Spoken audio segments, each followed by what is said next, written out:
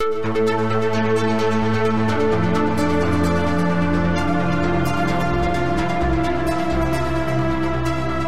and welcome to the Sensibly Speaking podcast. This is Chris Shelton, your host. Thank you very much for inviting me into your home this week. Happy holidays, everybody. And I hope that this end of the year is treating you well and that things are going all right for you. I think if you're, somebody who's watching my show, they probably are. And I hope that this new year brings incredible things to you. I really do. I really, really do. Now, that all being said, we have a very interesting topic that I have not dived deep into at all in all the years I've been doing this work, because I've wanted to take the time to do it right, or to at least when I do dive into it, I want to come at it with someone who understands more about this than the average Joe. I don't want to just rant and rave, and I don't want to give inaccurate facts or information. And so what are we talking about? We're talking about China. The whole country, the whole culture, this part of the world that represents a vast majority of the population of Earth, and represents a culture that is thousands of years old, even if the government has changed hands many, many times over those millennia. We have a people and a culture and a way of life that is multivaried, multicultural, multi-geographical. It's big. It's a big thing. And to try to say or come at this from the point of view of we're going to, put a summary here that's going to explain every single aspect of all of that would be a little bit silly. But what we are going to do is we're going to look at some bits and pieces of this picture of China and its government and its people through the lens of coercive control and destructive cult frameworks. And I think it's possible to do that in a similar way to how I've done shows in the past about North Korea, and how you have an entire country that is under a cultic high control system. And this is contrasted with Western values and Western democratic republic values, where we believe or have the idea that individuals are important, individual rights are important, human rights exist and are something we should be paying attention to. These are not universal values, though. These are not things that are adopted by everybody in the world. And while there's lip service given in some places and some degree of importance placed on concepts like human rights in other places, when we see places like North Korea or China, we see a culture that doesn't value these things the same way we do. That I think I'm in a safe place saying that. And so what I've done here this week is I've invited John P., capitalist, a good friend and amazing researcher, to help me discuss this. And he has done some deep diving, and I've done a little bit of deep diving, and we've got some things to talk about here in terms of China and its controlling ways, you could say. So, John, thank you very much for taking the time to do some research on this. Join me in this, and welcome to my show again. Well, Chris, it's always fun to do this, even though I'm camped out here at the waterfront estate.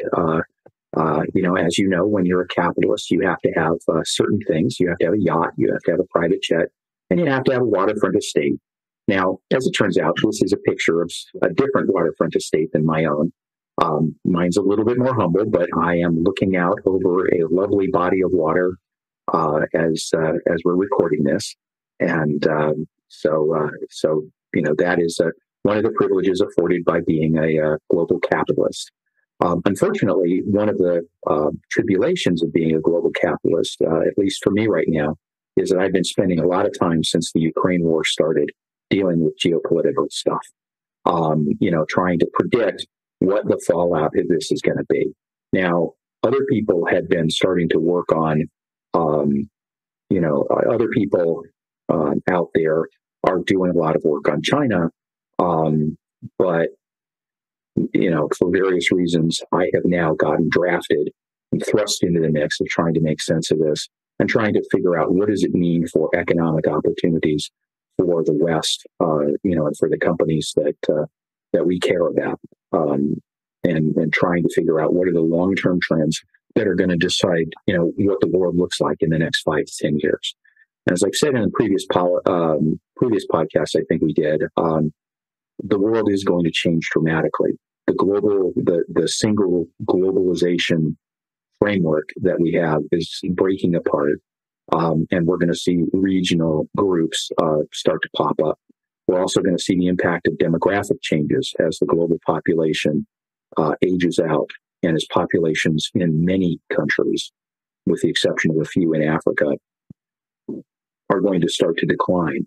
And that's a phenomenon unseen previously in human history, and it's irreversible because it accompanies industrialization and particularly urbanization. So we're really trying to figure out how to sort through an environment where I think we will see changes unlike anything we've seen in the last 40 years have been very benign, really.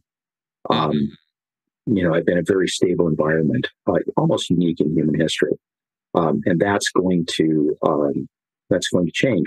I think the U.S. is going to be okay.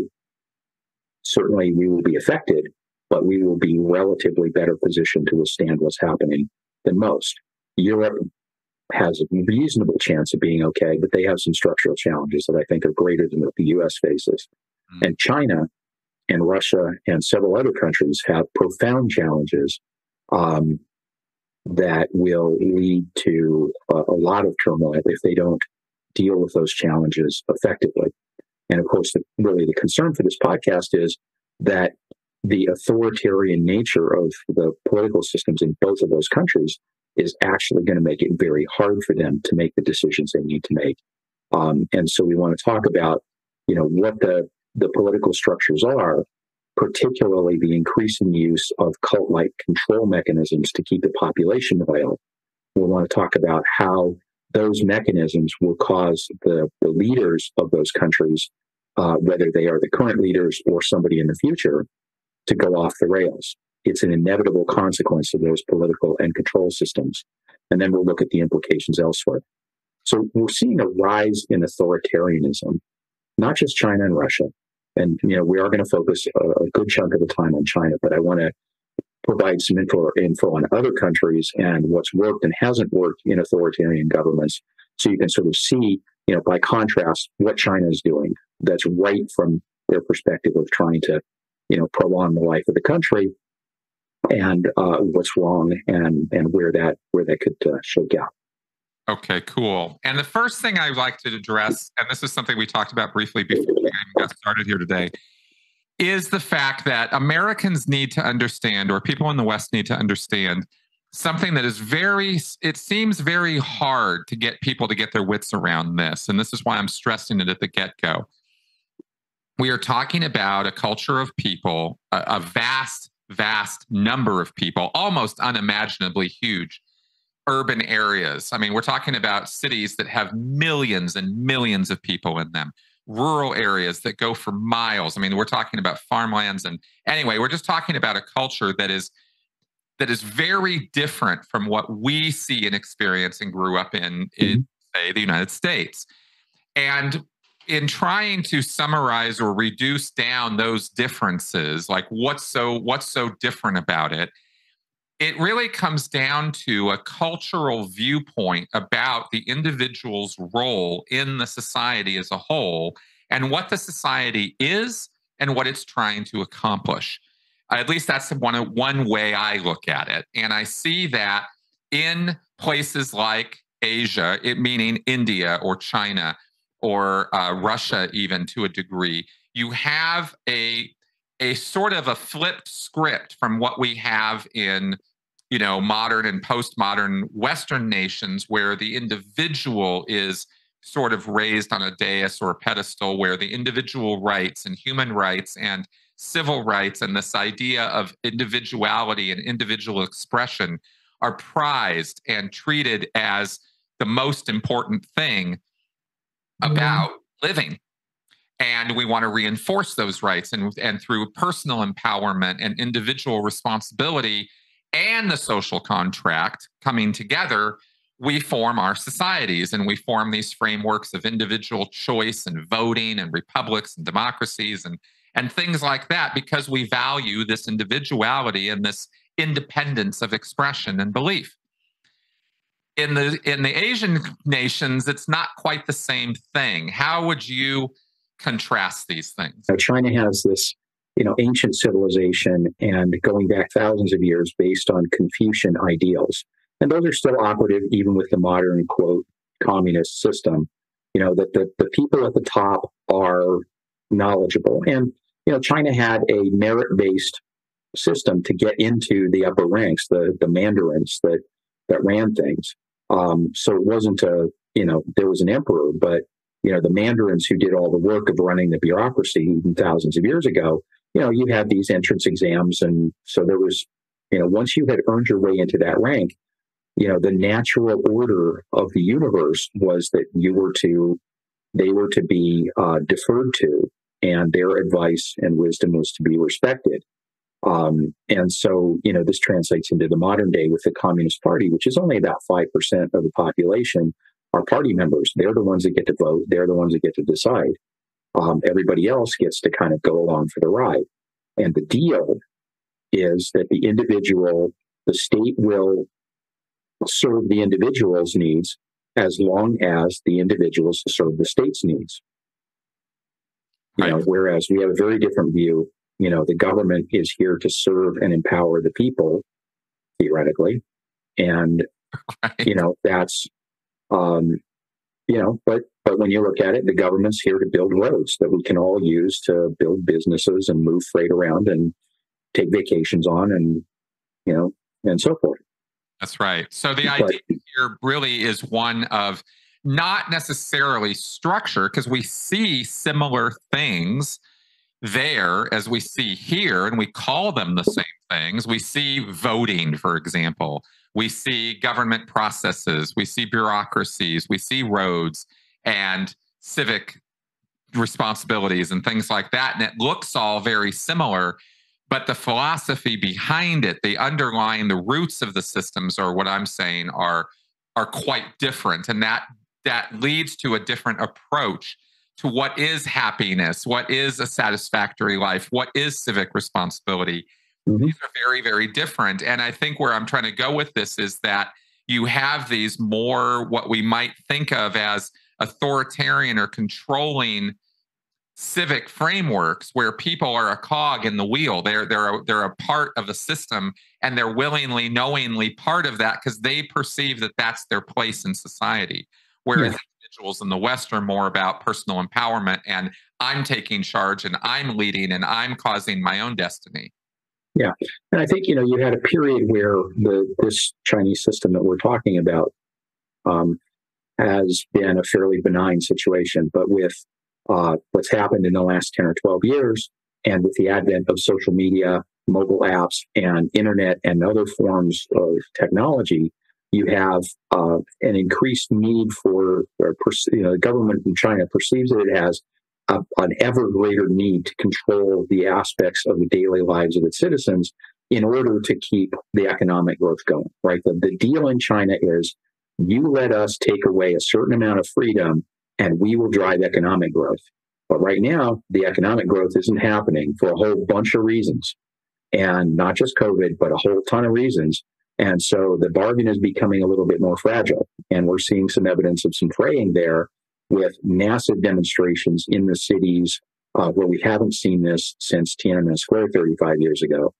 And so the government is, tilting towards a much more aggressive authoritarian micromanagement of people's lives than it has in the past. Right. And look at, how they're using coercive control and cult-like techniques to get there. Exactly. And we made the point earlier when we were talking about this show about how protests in China are nothing new, but when it cuts to the point where we're seeing it on TV and media and stuff, it's pretty bad, because they have a force of a few thousand people or something whose sole job is to put down riots. It's actually, that's called the People's Armed Police. It's actually something like 800,000 to 1 million armed officers, and their only job, they don't give out traffic tickets, they don't investigate burglaries, they don't you know, solve murders. They only put down, it's the riot squad. It's a full-time riot squad. And, you know, they've had a lot of small-scale demonstrations in China. And in fact, the last year that they reported statistics for, about 10 years ago, when they finally got so big that they stopped, they were having 200,000 riots a year, or, you know, mass demonstrations that the riot police got called out for. And then they solved that problem by just not publishing statistics. So there's always a bunch of low-level dissent. But, you know, we had this outbreak after COVID and a couple of other things. You know, we've had this outbreak of, you know, major demonstrations in, you know, close to home, not just in Hong Kong.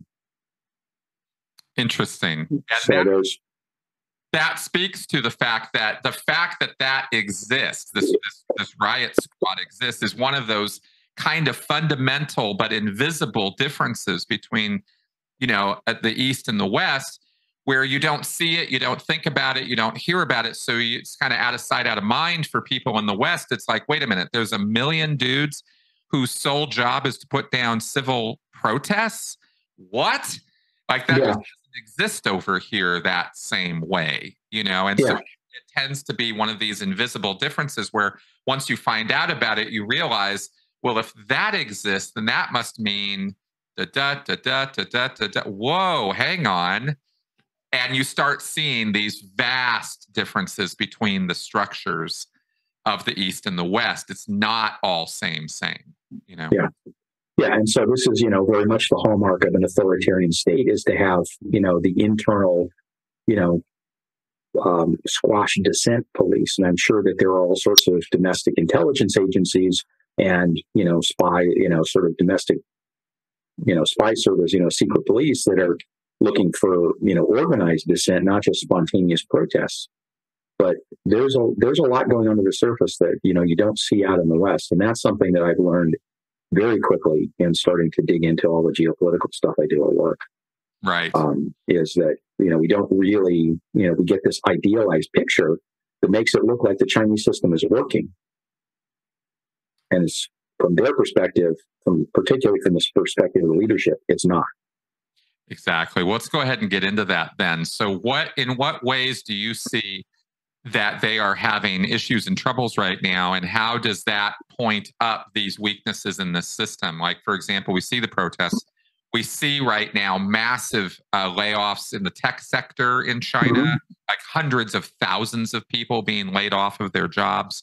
We see this globalization framework around the world breaking down, where China, because of COVID and various logistics and distribution problems and even production problems, they're not producing the way they were. And therefore, companies and corporations are having to source other countries, other places. And this is causing economic and GDP issues in China. What you know? Can you speak to these things? Okay, so let me think. Let me suggest maybe a different approach. Sure, absolutely. So let's back into all of that, because that's really, you know, the economic circumstances, which are, you know, remarkably you know, powerful, you know, trends that are really starting to culminate here, are worth noting. But in order to get a sense of how the government's going to respond and whether that's a good idea, and to get a sense of, you know, what should we as citizens of the West do about this or think about this, let's look at just sort of the general idea of authoritarianism and how that morphs into cult countries in general. And we can kind of look at a continuum of some examples of cult countries, and that all kind of build up to China, which is really unique among authoritarian and cult countries, not just because of the scale, but because of, you know, all sorts of other factors that I think are fascinating. Absolutely. Absolutely. Okay. Let's bring this down a few levels first. And so, you know, I think if we sort of start to look at, you know, the ancient history about rulers, right? We have the fundamental concept of the divine right of kings. And you think about, it's always very convenient when a king can do whatever he wants because the population believes that he's appointed by God. Now, that's very helpful when you have a hereditary monarchy and the king that you just got, that just came in, turns out to be a turd of a human being. He turns, with all the intermarriages among the houses of Europe, sometimes you got some guys that were not quite bright sitting in the big chair. Yeah. And you had to just hope that they caught, typhoid or something, and that they were disposed of quickly, or that they had a little hunting accident, or who knows what.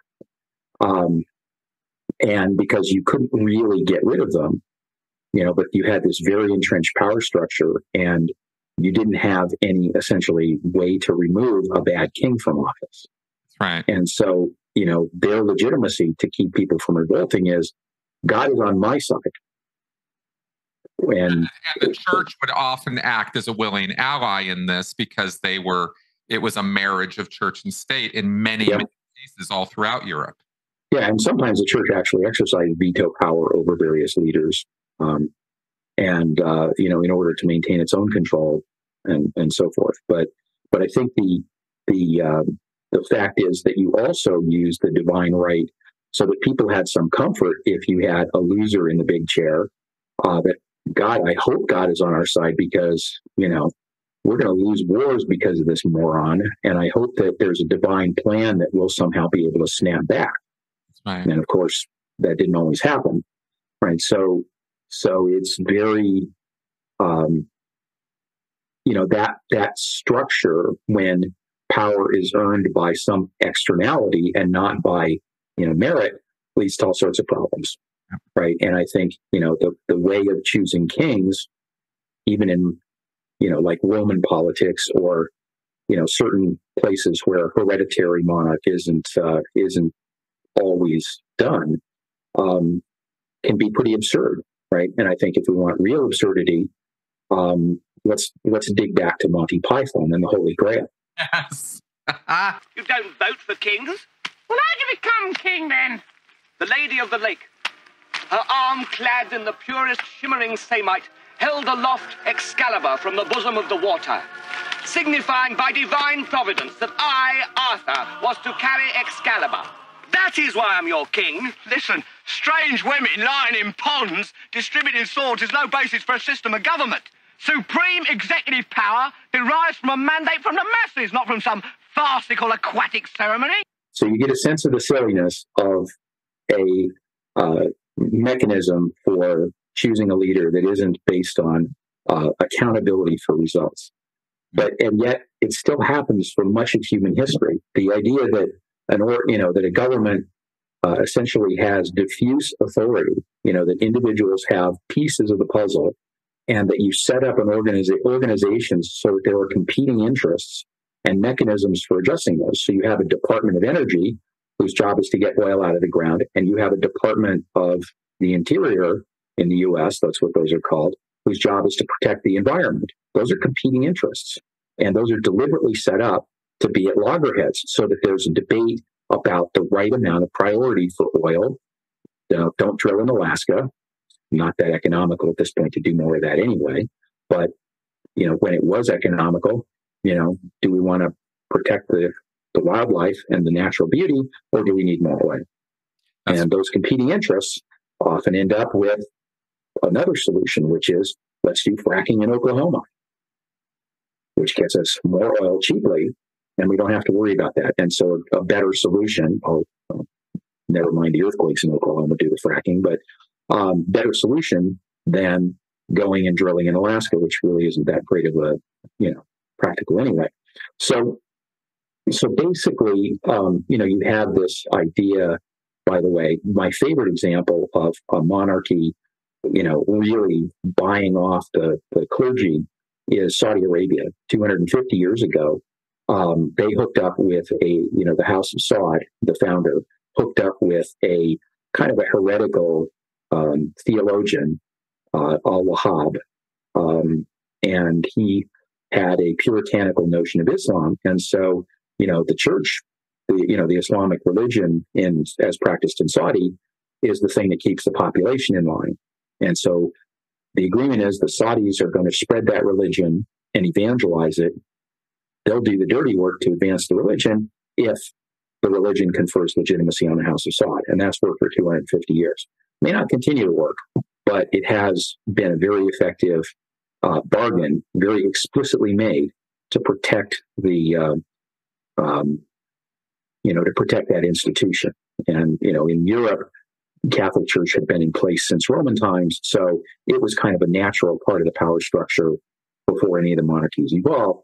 But, people were cutting deals with the church. And you certainly see that in Russia now with Putin cutting deals with the head of the patriarch of the Russian church, who's a real kleptocrat, just like the rest of them.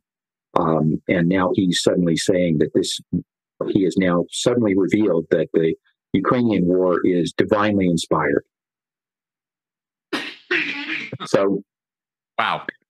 So you have the seeds of, leaders as essentially semi-divine or mythic figures going back to the dawn of history, with the divine right of kings. Then you have media. I'm sorry. Often perceived in a pre-technological world as completely normal, completely rational, and obviously the best choice, because who else would you want leading you except the guy who's really in charge of everything, blessing the family or the family line of people who are now ruling us. I mean, it makes perfect sense to, that medieval sort of mind. Yeah. But I think, if you can manipulate modern media, you can certainly elicit medieval thinking in people, in populations today.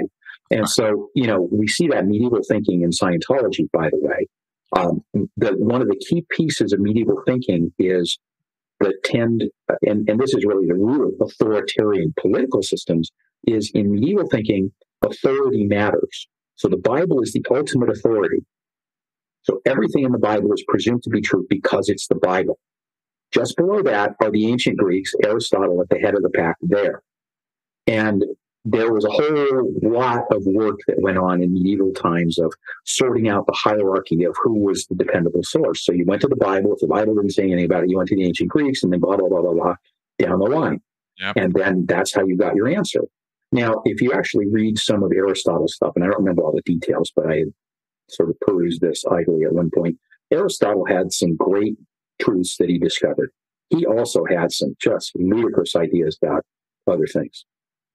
But because he was the authority, you believed what he said, no matter what it was. You didn't independently think about whether it was a good idea or not. But it's the antithesis of science. And it's really quite interesting because people look at it through a modern lens and not understanding the historical context or the larger picture. And they're always asking themselves, how could people believe this stuff? How could people fall for this stuff?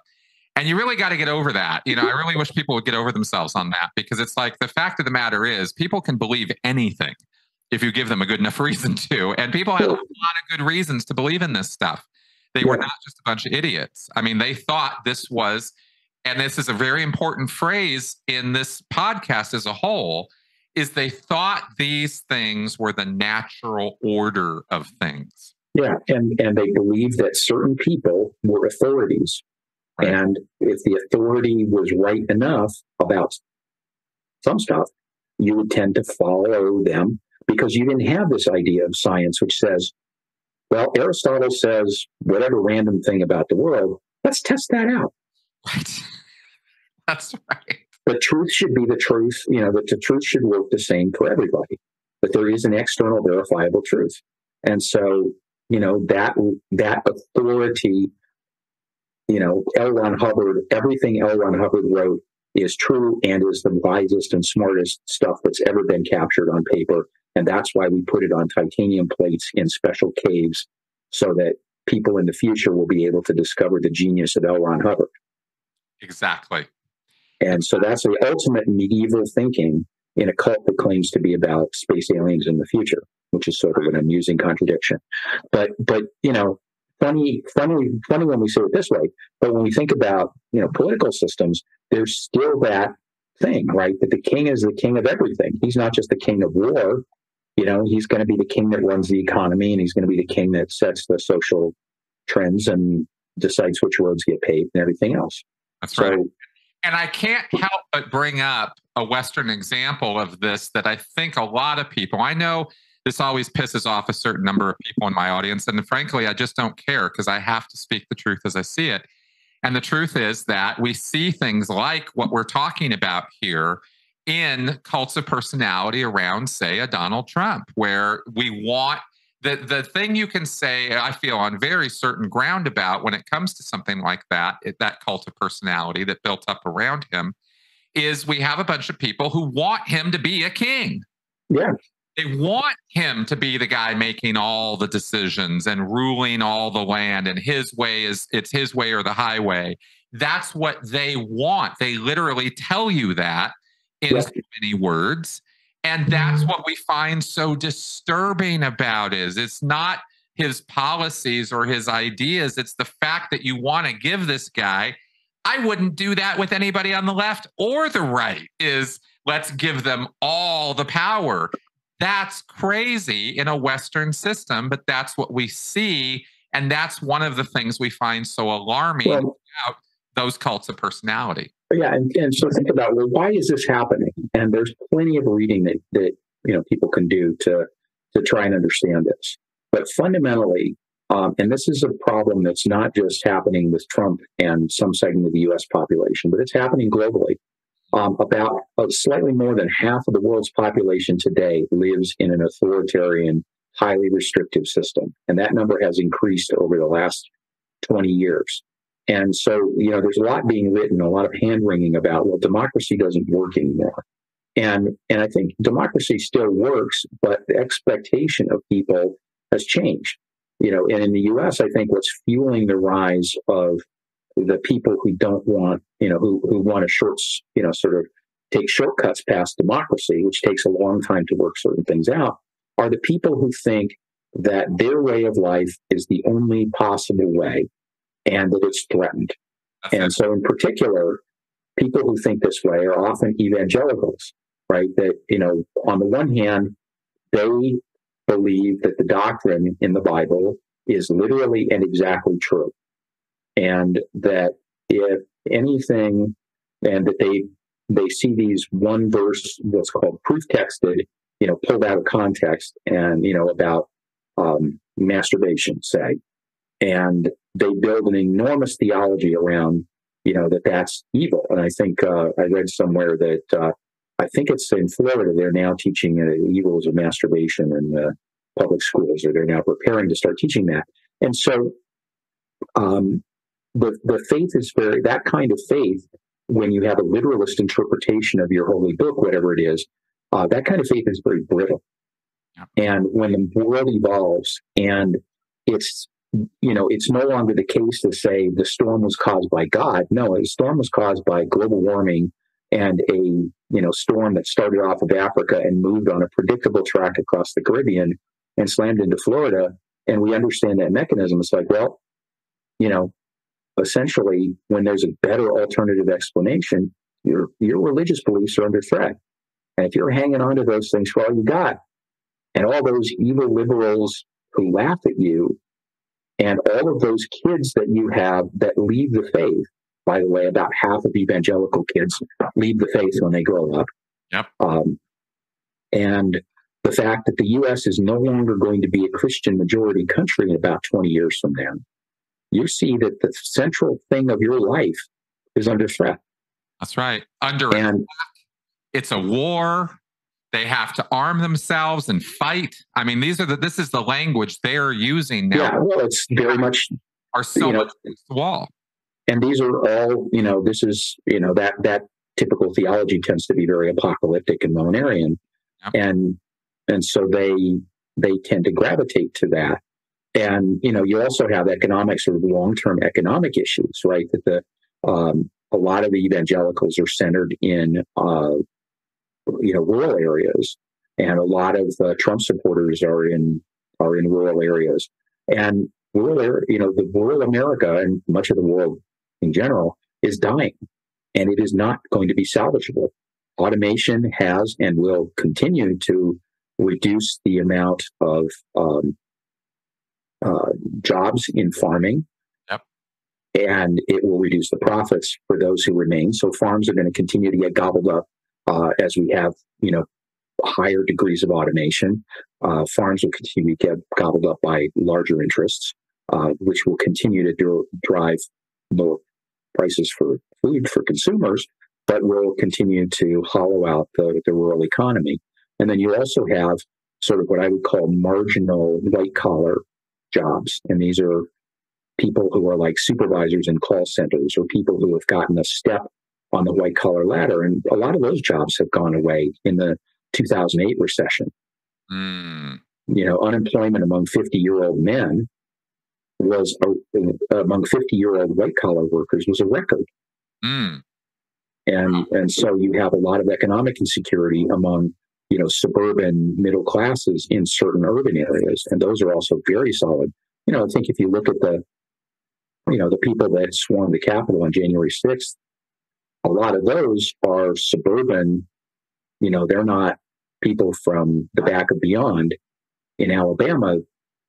They're relatively urbanized. Appalachian hillbillies. This was Ashley Babbitt. This was a soccer mom from San Diego, ex-U.S. Air Force. This is accountants. This is middle management. We see the people who were arrested, police officers. I mean, we're seeing a cross section of middle America. And so the authoritarian push is exactly what Trump harnessed very well, which is make America great again.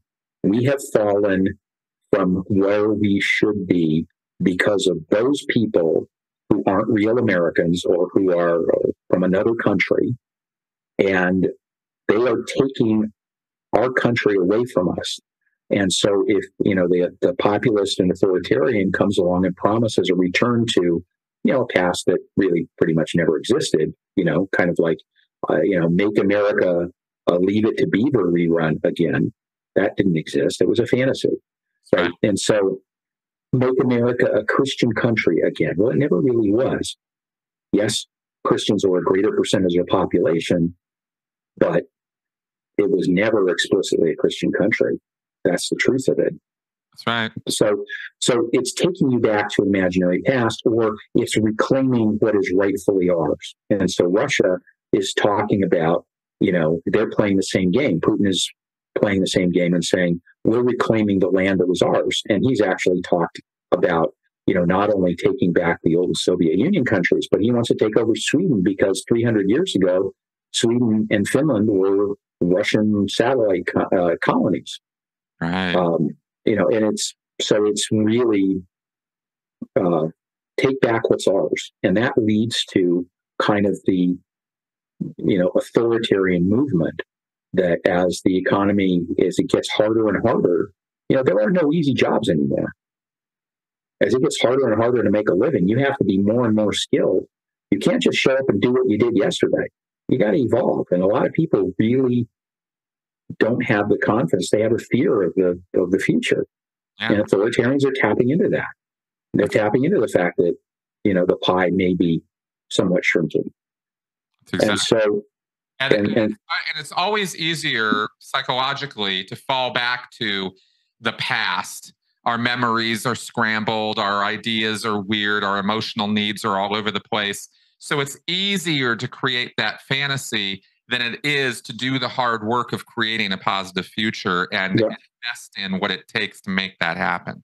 Yeah. And so, we have this political polarization, and people are now, willing to say, we're not getting anywhere on making the U.S. a Christian country again. We need prayer in the schools. That'll fix all our problems. We're not getting anywhere.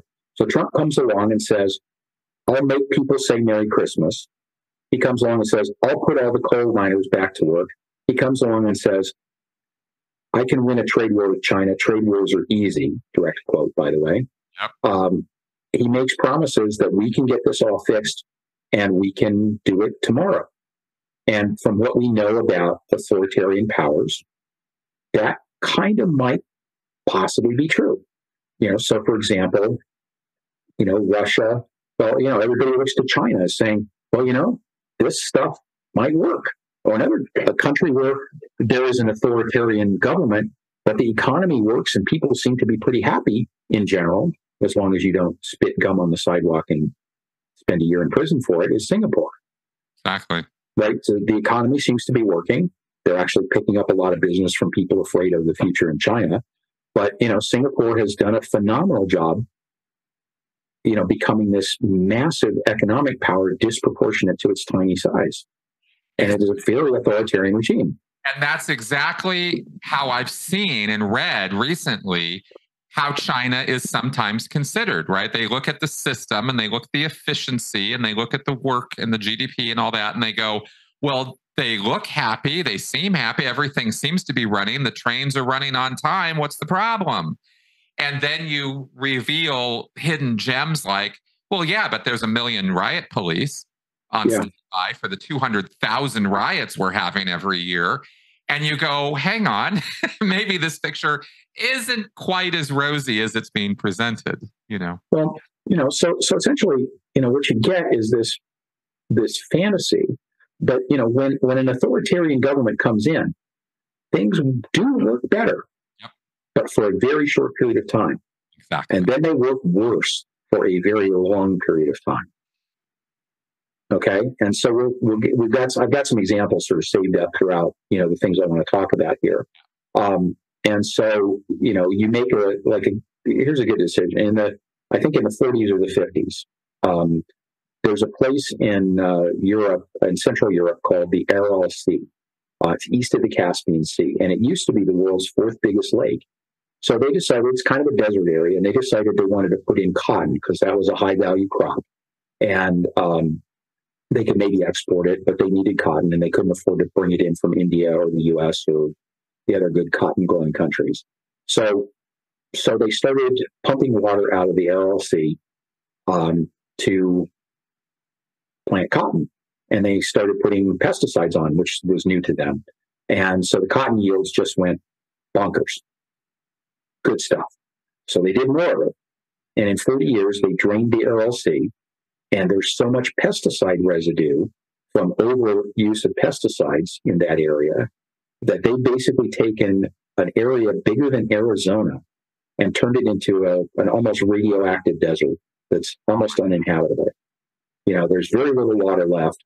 It's a massive economic catastrophe because the authoritarian system wouldn't undo a bad decision. They wanted to keep the positive face, and they kept doing what worked before because they can't adapt. They don't have this diffusion of authority to work out the consequences and look at, trying to balance economic growth versus ecological disaster. So that's a failure of authoritarianism.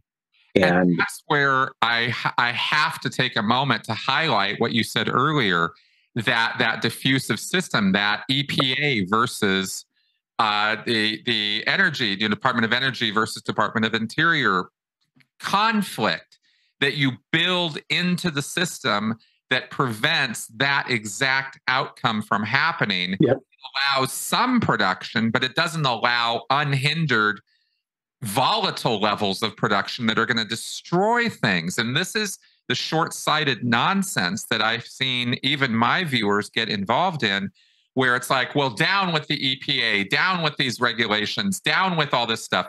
You have no idea how short-sighted you're being as a consumer when you're saying stuff like that, lacking the bigger picture that we're talking about, where in 40 years, you think this is a prosperous, move, but 40 years from now, your kids are going to hate you for doing this, and they don't think about that because it's out of sight, out of mind, short-term thinking.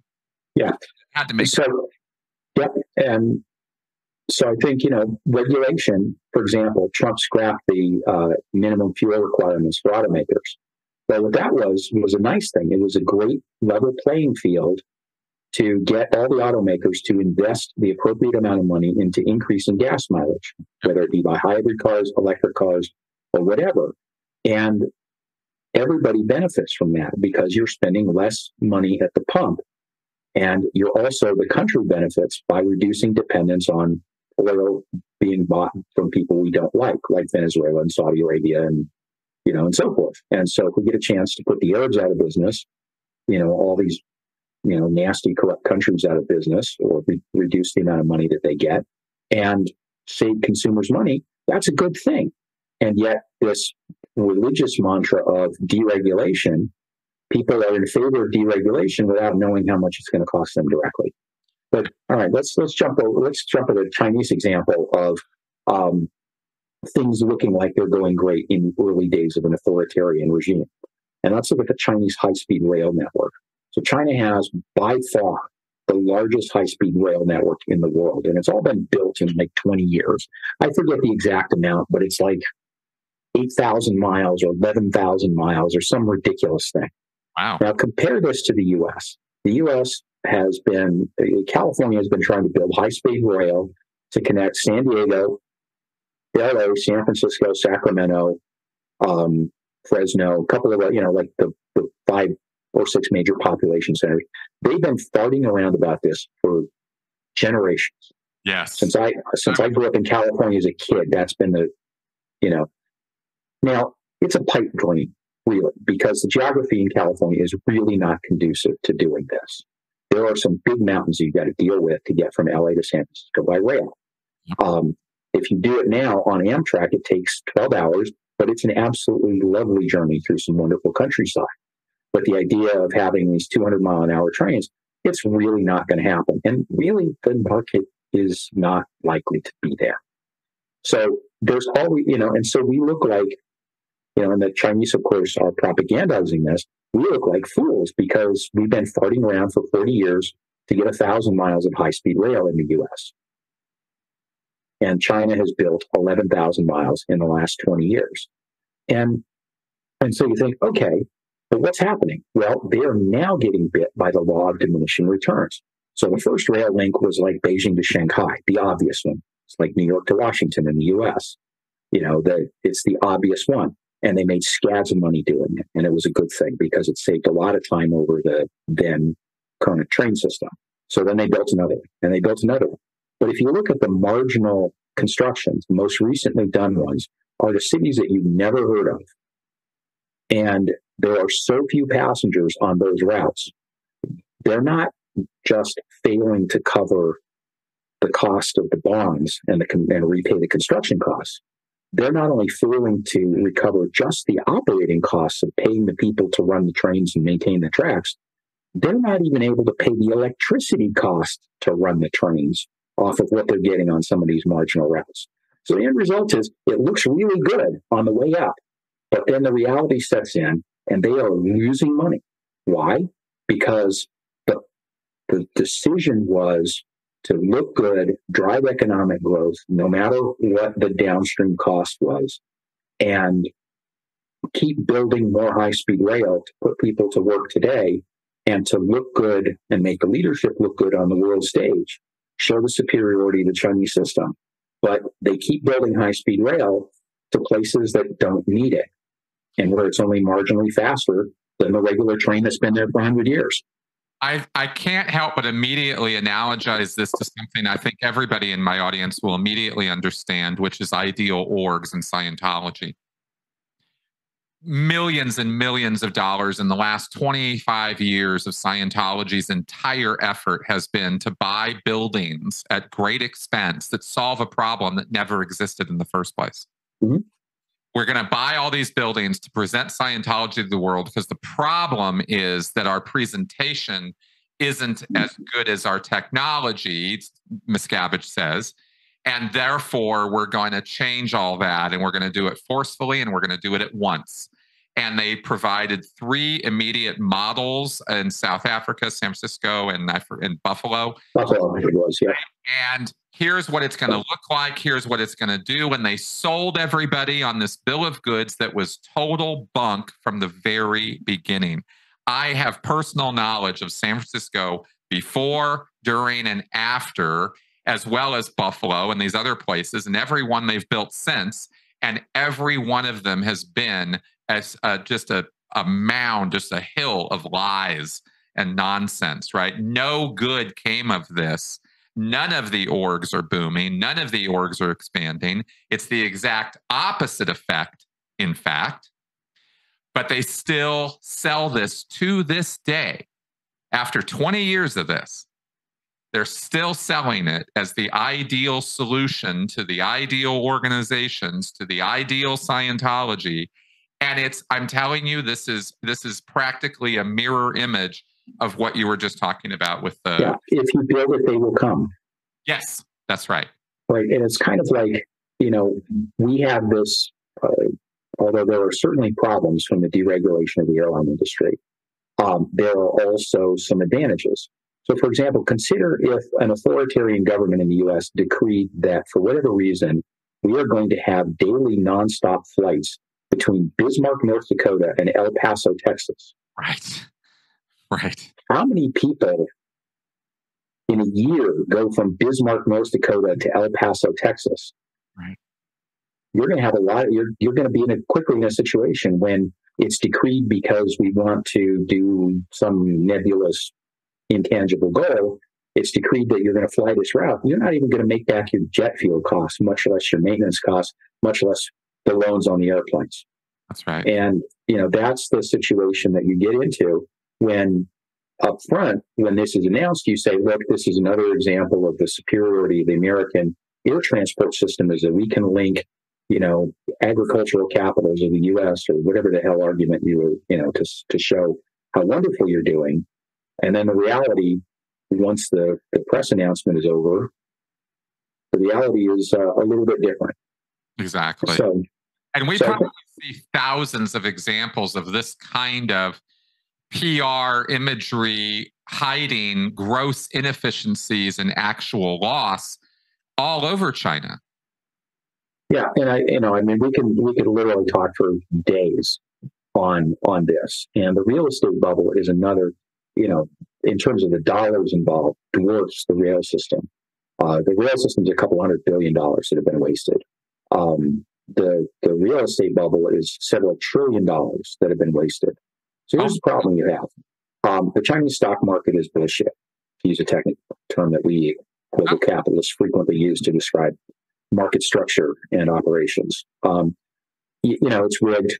There aren't that many stocks. They're all stodgy state-owned enterprises.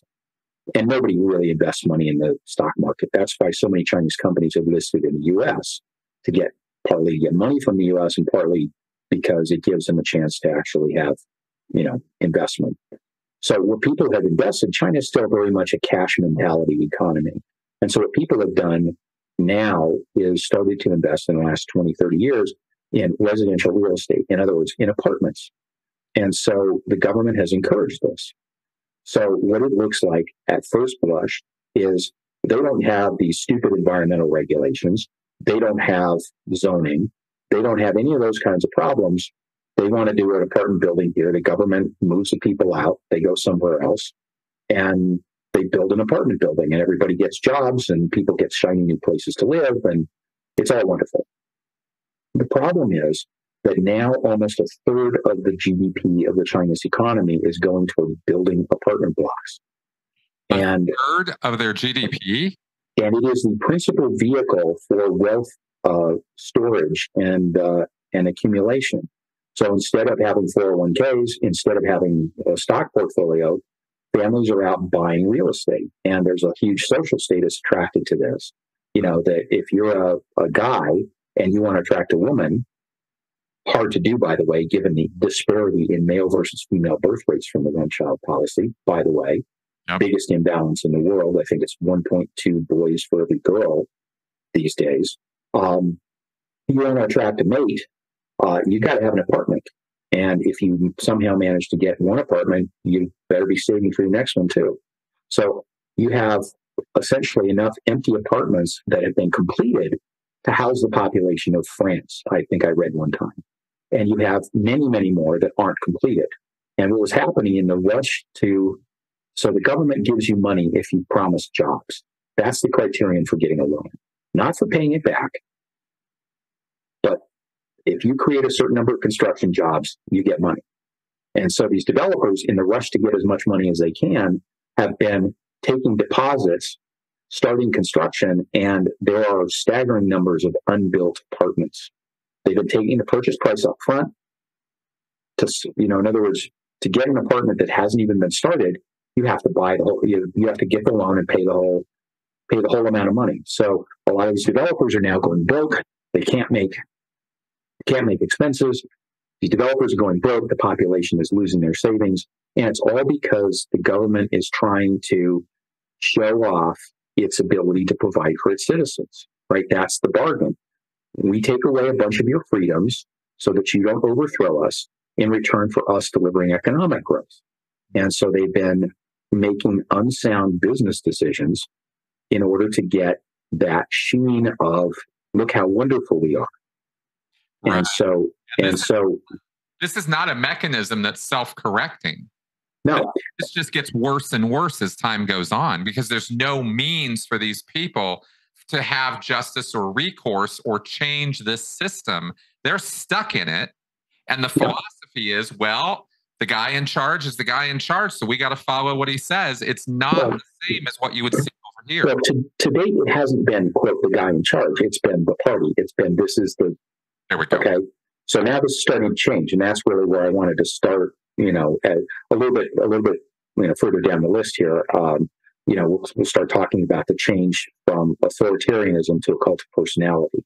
And so you've got the entire country, scared to death that this property bubble is going to implode, which it will. The longer you keep it going, when you don't have the demand, the worse it's going to get. And oh, by the way, as we said in the last one of these, last one or two of these podcasts we've done, the Chinese population is likely to drop by around half in the next 20 to 30 years.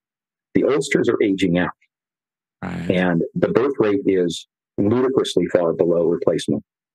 And it's going to be a staggering percentage drop on a staggering scale. And there's nothing they can do about it, because you need 20-year-olds, and the time to have planted them was 20 years ago. Yeah, if you pull this up on a graph, you're going to see, it's crashed. And by the way, if you're looking at the 2020 census data, it's bad. If you look at some of the stuff that came out earlier this year, it's a lot worse. And so the UN is way overestimating this for a whole bunch of reasons. And I think nobody thinks that, it's anyway. So the thing is that's a staggering problem, and it can't be resolved by throwing more money at it. And so you have to resort to the cult of personality. And so I think, this cult of personality is sort of an integral part of an authoritarian system. Yes. And it happens to greater or lesser degree. In Russia, it happened around Stalin. It didn't happen around Brezhnev or Khrushchev or any of these other guys. They were relatively faceless, and their private lives were, and they weren't running like a big farm. And it was about power. It was not about cult of personality. But that's coming back under Putin.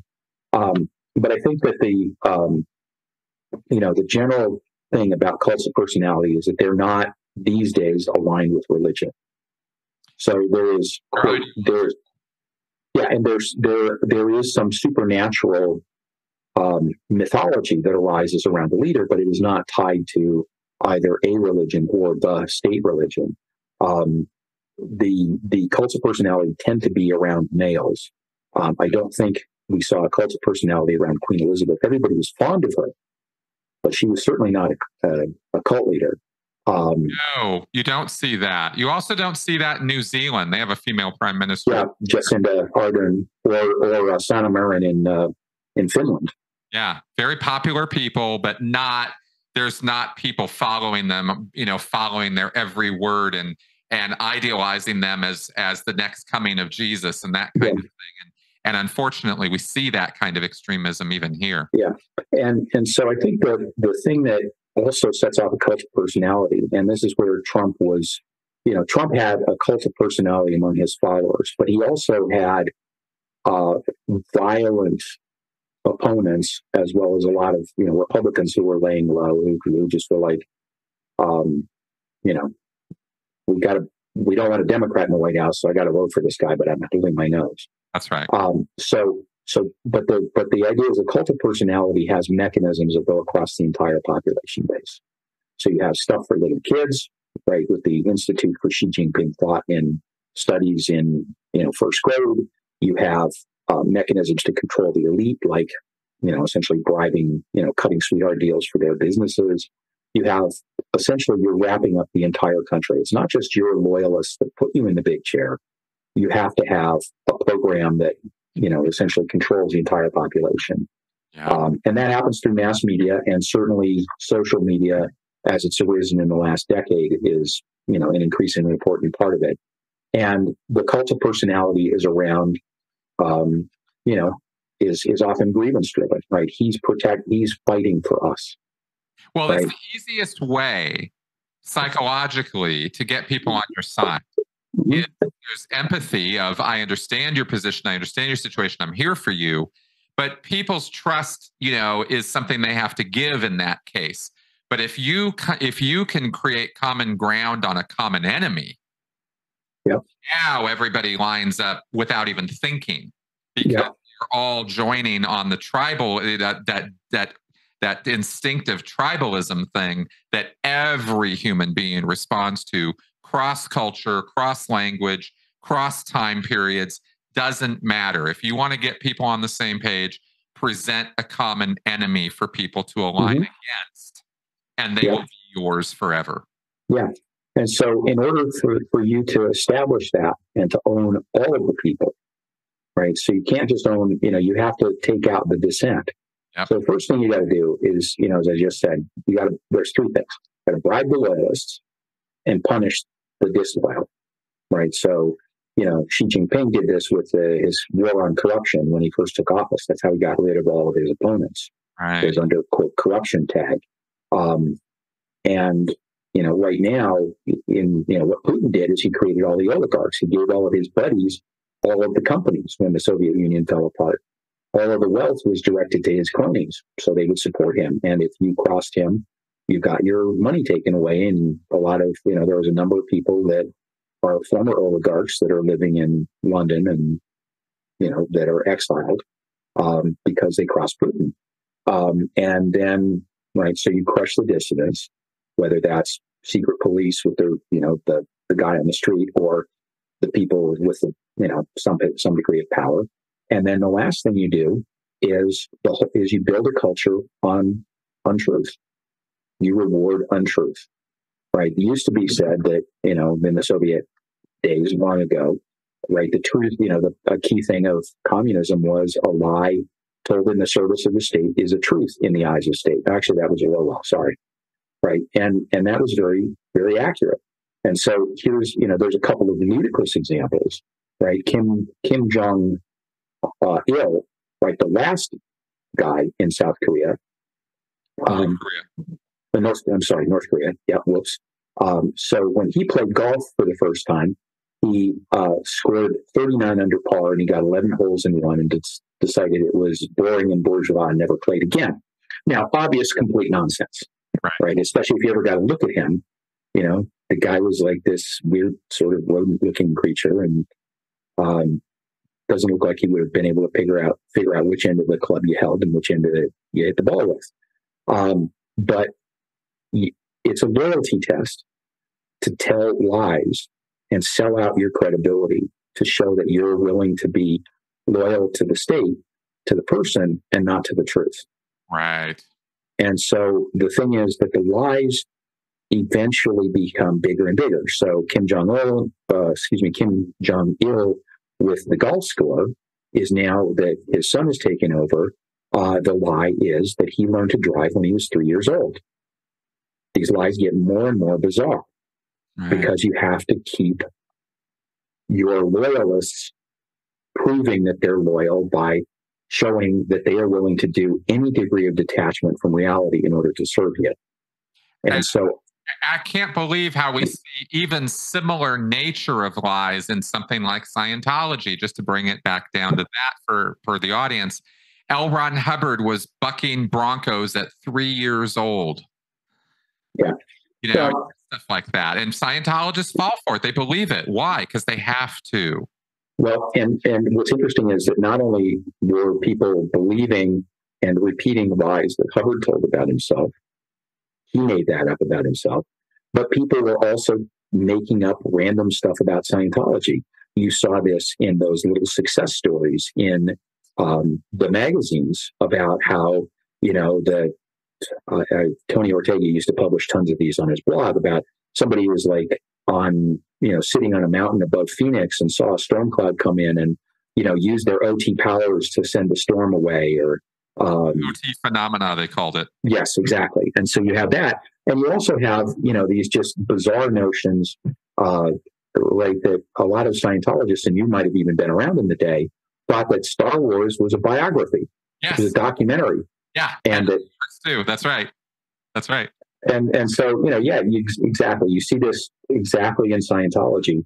And the mark of being enslaved, of being a proud slave, is that you're making up bullshit that the leader hasn't even thought of. Like Star Wars is a documentary. That's right. That's right. Or millions of other things. And that's how you know that you're cooked, is that you're helping to advance all of these lies. And so, essentially all of that's necessary to hold in power somebody who is probably not able to gain power in a war, where a war of ideas, bets you, right? So there are a couple of dictators that started out as bus drivers. Nicolae Ceausescu, who was the guy in Romania until communism fell in the 80s. He started out as a bus driver and then became a junior party hack, and, was a loyalist and kind of ended up in the big chair. Nicolas Maduro, current president of Venezuela, same deal, bus driver, party hack, and, was the toady that was in position to take over when Chavez died of cancer. So, they can't sell ability. They can't really sell results. So they have to resort to this authoritarian structure and this cult of personality to keep people loyal. Yep. And, you can't just have a bunch of buddies that you grew up with, in order to keep people loyal. You have to have this entire institution at all levels of society getting everybody to be loyal. And so you have, so the way I want to sort of start to move this back to China is to say, okay, let's look at different levels of cult countries and cults of personality. And we can start off easy with the comical ones. So in West Africa, there's a country called Togo. I think it's right next to Ghana. It's about the size of West Virginia. And it's basically desert and also, some desert and some farmlands. And the guy there, after post-colonial independence, the guy that got in the big chair there, did some really ludicrous stuff. So he had a troupe of 1,000 dancing girls that would precede him at events and would sing songs and do interpretive dance about how wonderful he was. So he had his own heavenly choir. I'm sure that there was plenty of hooking up with the babes in the dance troupe. But then he also sold watches very inexpensively that had his face on the dial, and it would pop out when the second hand hit the minute, and his face would pop out from a little window, kind of like a cuckoo clock, so that you would be reminded of your wonderful dictator. Now, Togo is a country of relatively no consequence. They're not funding terrorists in Ghana or, doing all sorts of, they're really not doing anything bad anywhere else. The population's miserable. The economy is a shambles. And he and his son and all are enriching themselves at the expense of everybody else. But it's a clown show with not much impact on the rest of the world. Another one is, Muammar Gaddafi of Libya. He was somewhat dangerous because he was backing some terrorist stuff, but he was fundamentally a clown show. Libya had oil money, so they could at least have some semblance of an economy. But the outfits, the bizarre speeches, the bizarre ideas are all somewhat entertaining. Another one of my favorites is Turkmenistan. That's one of the former socialist republics in Central Asia. They have a lot of oil and gas. That's almost all of their exports. It's most of their economy. And so they can keep, stuff humming along. They have a lot of money because of it. And they've had a succession of, they've had two dictators. A third one just took over when his dad retired earlier this year, who run a real clown show. The first guy had a statue in the Capitol that always, it was gold plated in it, and it moved so that it always faced the sun, this giant golden statue of himself. When they built the new airport that he put in, he moved the control tower to the front of the terminal because he thought it looked nicer. Small problem with that is that you can't see what's actually happening in the ramp area, which is kind of where problems happen. And if you look at air disasters, many of the biggest air disasters in history, including the biggest, the 1977 Santa Cruz to Tenerife crash in the Canary Islands, were due to runway visibility problems to the air traffic controllers. So in a diffusion of authority, when the president trusts the civil aviation authorities to know their stuff, he's not going to argue about where the control tower goes. But when you have no accountability, the president can fire anybody who tells him, that's not a good idea, buddy. So you get a clown show like an airport that's primed to kill people. I'm not aware of any major disasters that resulted from this, but it's certainly, I'm sure they had extra people out standing around radioing to the control tower to tell them what to do. It's just a stupid waste. You find yourself in a situation where things become 5 times harder having to deal with the arbitrary demands being made rather than, as you mentioned, the more efficient and long-term productive system of that diffusion of authority. Mm-hmm. Yeah. And then you look at the second guy, the guy who just retired. He was into bicycling, and he was into roads that went nowhere and mass dances and all sorts of other crazy stuff. So, and both of these generations of guys in Turkmenistan had their own books of wisdom, just like the sayings of Chairman Mao, that were the basis of the grade school curricula. There's just all sorts of crazy stuff.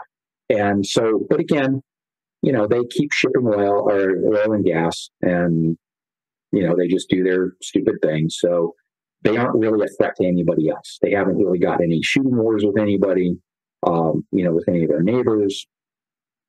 So it's a clown show. And yes, the economy has massively underperformed what it could, but that's the case with most authoritarian. I mean, there's plenty of evidence that says authoritarian economies always underperform, right? One of the things that we do as capitalists is we allocate capital. So every day, I wrestle with the question of, should I put money in Google or Facebook or lots of other stocks?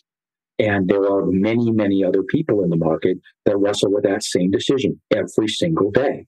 The net result is that hopefully, and it doesn't always work out, but it usually does, we're putting money in the places where it's going to do the most good.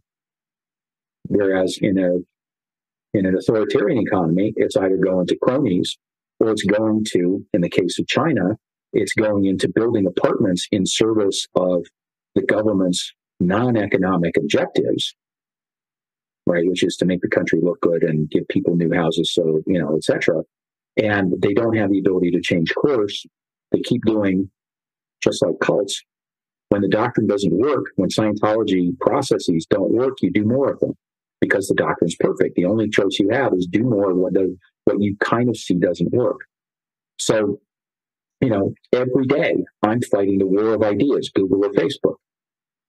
In an authoritarian system, they would pick one winner and they wouldn't go back and revisit the decision for decades until the world has changed and they're in a big hurry to fix it. So then, all of this comes together and says, if you have an authoritarian, especially when they have to, due to their weakness in power, of holding power, they fall into what's called the dictator trap. The dictator trap is the things that got you power are going to bury you. They're going to wreck the country, and they are going to be the instruments of your downfall. Yep. So the repression that you need to engage in when you first get into office to kind of purge the active, the 3 or 4 guys that were your competitors for the big chair, eventually you repress enough people. And that's where we are in China right now. There's nobody left to tell Xi Jinping bad news. Right. And that is probably the number one You have to set up a spy system. You have to set up a confession culture. You have to set up all this secret police crap. You have to do all this really crazy stuff as a dictator. But probably the most destructive thing you have to do is you have to get rid of anybody who's telling you no. Yeah, anybody, and those people, because those people are potentially the people that are going to, be your competitors. So they're going to try to oust you. That's right. Right. So competence is not a feature. That's right. It's a bug. Competence is a problem. And so we've certainly, we certainly see this in we've certainly seen this in Scientology with David Miscavige purging the ranks and spying on, people like Pat Broker for decades and doing all of this and now there's nobody that tells him no. There's nobody that, supervises him. And when you have no accountability, you will go off the rails. I have accountability every day. If my investment decisions don't make money, people take their money and go elsewhere. That's right. If my geopolitical analysis, I'm sorry. Well, I'm just going to say this just as a point here. What we're talking about is a mechanical point, not an ideological one. And don't confuse this, because it doesn't matter what system you're pushing or trying to run or operate. This is a mechanical problem. If you're a dictator and you're getting rid of all the no people and you're only surrounding yourself with sycophantic yes men, it doesn't matter what system you're trying to make work. It's going to fail. Yeah. It doesn't matter whether it's a company. It's a mechanical problem we're talking about. Yeah. In other words, it's what we call a physics issue or a structural issue. Yeah, that's right. And the physics of, if I'm in an airplane, I'm heading towards a ridge and the physics say I can't climb fast enough to clear the ridge, my skill as a pilot's irrelevant. Exactly. I'm going in. I'm gonna get killed. And I only bring this up and highlight it with underlines and bold faces because people confuse this with failures of a kind of ideology or system or religion. And it's not that. It's not the Catholicism or the Buddhism or the communism or the republicanism that is bringing about that downfall in that situation. It's the structural problem. Yeah, and I would say exactly. Communism's structural problem is that it's a central command and control economy, right? And it can't change very quickly. Even if they had modern tools 100 years ago when the Soviet Union was founded, when the Russian Revolution happened, even if they had modern tools, a command and control economy just won't never work. Nope. And you can't react fast enough. You have the more diffuse the authority to run the economy, millions of companies making decisions of where to spend, millions of people deciding where to spend, the better off you are. And the best contrast I know of is South Korea versus North Korea. End of the Korean War in the 1950s. So 75, almost 70 years ago. At the end of the Korean War, North Korea was the industrial powerhouse and they had all the money. South Korea was a bunch of poor farmers. They were hicks. It was a rural country, no money, people living in huts. It was, it was a basket case. And because of consistently bad decisions on the part of the North, and consistently good decisions on the part of the South now has 10 or 20 times the per capita GDP of the North, despite all of the mineral resources and industrial resources, which have now completely decayed and become useless, that in the North. And, so it's a staggering reversal of fortune in relatively in one person's lifetime. So and it's not like people didn't predict that. It was all there to see. It's just people chose not to believe it. Yeah, although nobody really, I think, predicted the South Korean, the extent to which the South Koreans would, completely just, blossom in the way that they have. Oh, no, for sure. I was really referring more to the North Korean decline. Yeah. As predictable, given its system and its authoritarian overtones, and the fact that, you know, it's oversized military, it's disgusting, you know, the way it invests the resources it does have, yeah, so as to benefit a single individual over the entire country. yeah. Yeah. So, you know, I think the other part so let's move on to the last part of the dictator trap. I'm going to say, okay, so the last part of the dictator trap is that despite all of your ability to punish wrongdoing, right, you can execute anybody whenever you want, you're ultimately dependent on people to tell the truth. Even if your rule and legitimacy is built on propaganda and lies. So Putin is discovering this the hard way. He goes into Ukraine, reading all the readiness reports, thinking that he's got the second best army in the world, or second best military in the world. And yet, all of a sudden, you discover the tires are crap. Nobody has fuel. We didn't have the food we thought. All the tanks that were pulling out of storage when things didn't go as planned have had the transmissions pulled out and sold on eBay. Yeah. You know, stolen by the people that were supposed to maintain them. You know, in the U.S. military, yeah, we have tanks in storage, but you know what?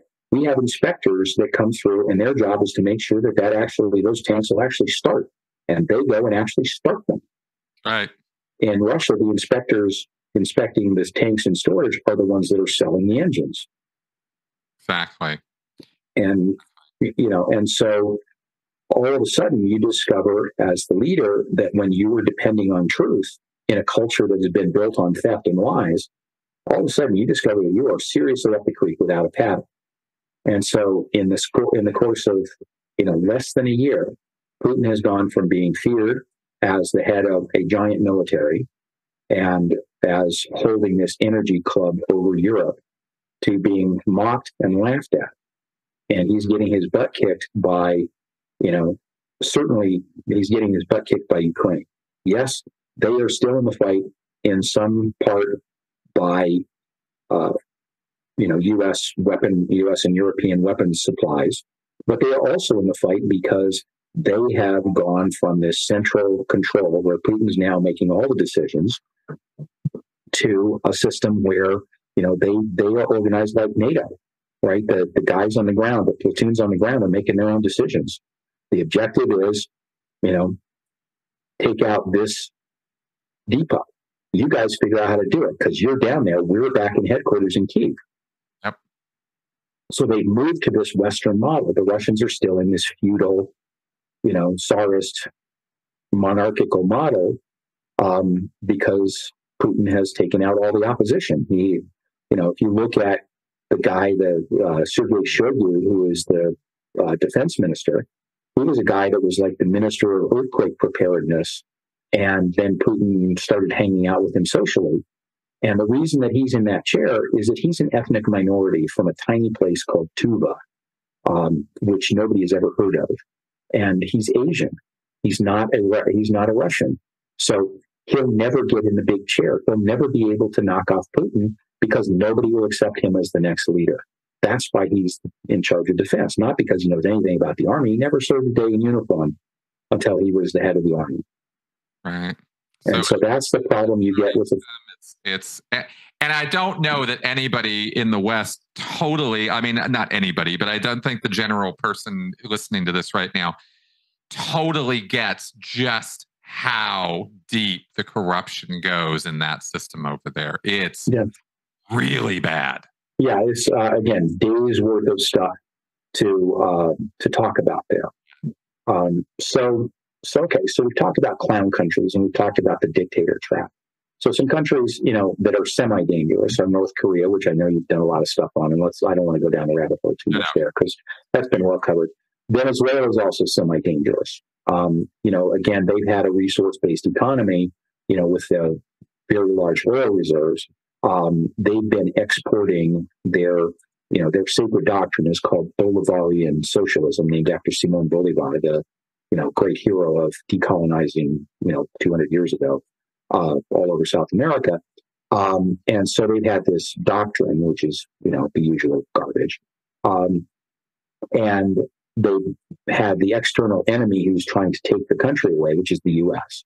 So they've set up all of the conditions for authoritarian leader to emerge. And, you know, Chavez did this 25 years ago. And but they've been able to keep the economy. They were able to keep the economy going for a while, and so they nationalized the oil industry, and they used that oil sales to generate subsidies to help keep the poor people in line, right? So handouts to the poor kept them loyal. The problem was that he crushed so much dissent by installing cronies into the oil company that oil production went down by like 60%. When they got rid of Exxon and they got rid of all the people that knew what they were doing, replaced them with party hacks, all of a sudden the oil stopped flowing.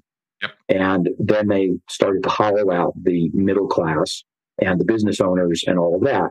And now it's completely turned into a shit show that's like the second worst in the Western Hemisphere after Haiti. So that takes a certain amount of doing to take that amount of oil wealth and turn yourself into a garbage heap. Yeah. So, they've had the problem with, funding Colombian guerrillas and causing other forms of trouble.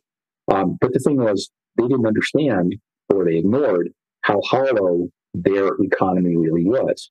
Because Venezuelan oil is crappy quality. It's the worst variety that's mined in the world in terms of its ability to, it's the impurities that corrode refineries. There's only like a couple, I don't even know the exact number, but 2 or 3 refineries in the world, most of them in the U.S., that can take Venezuelan oil.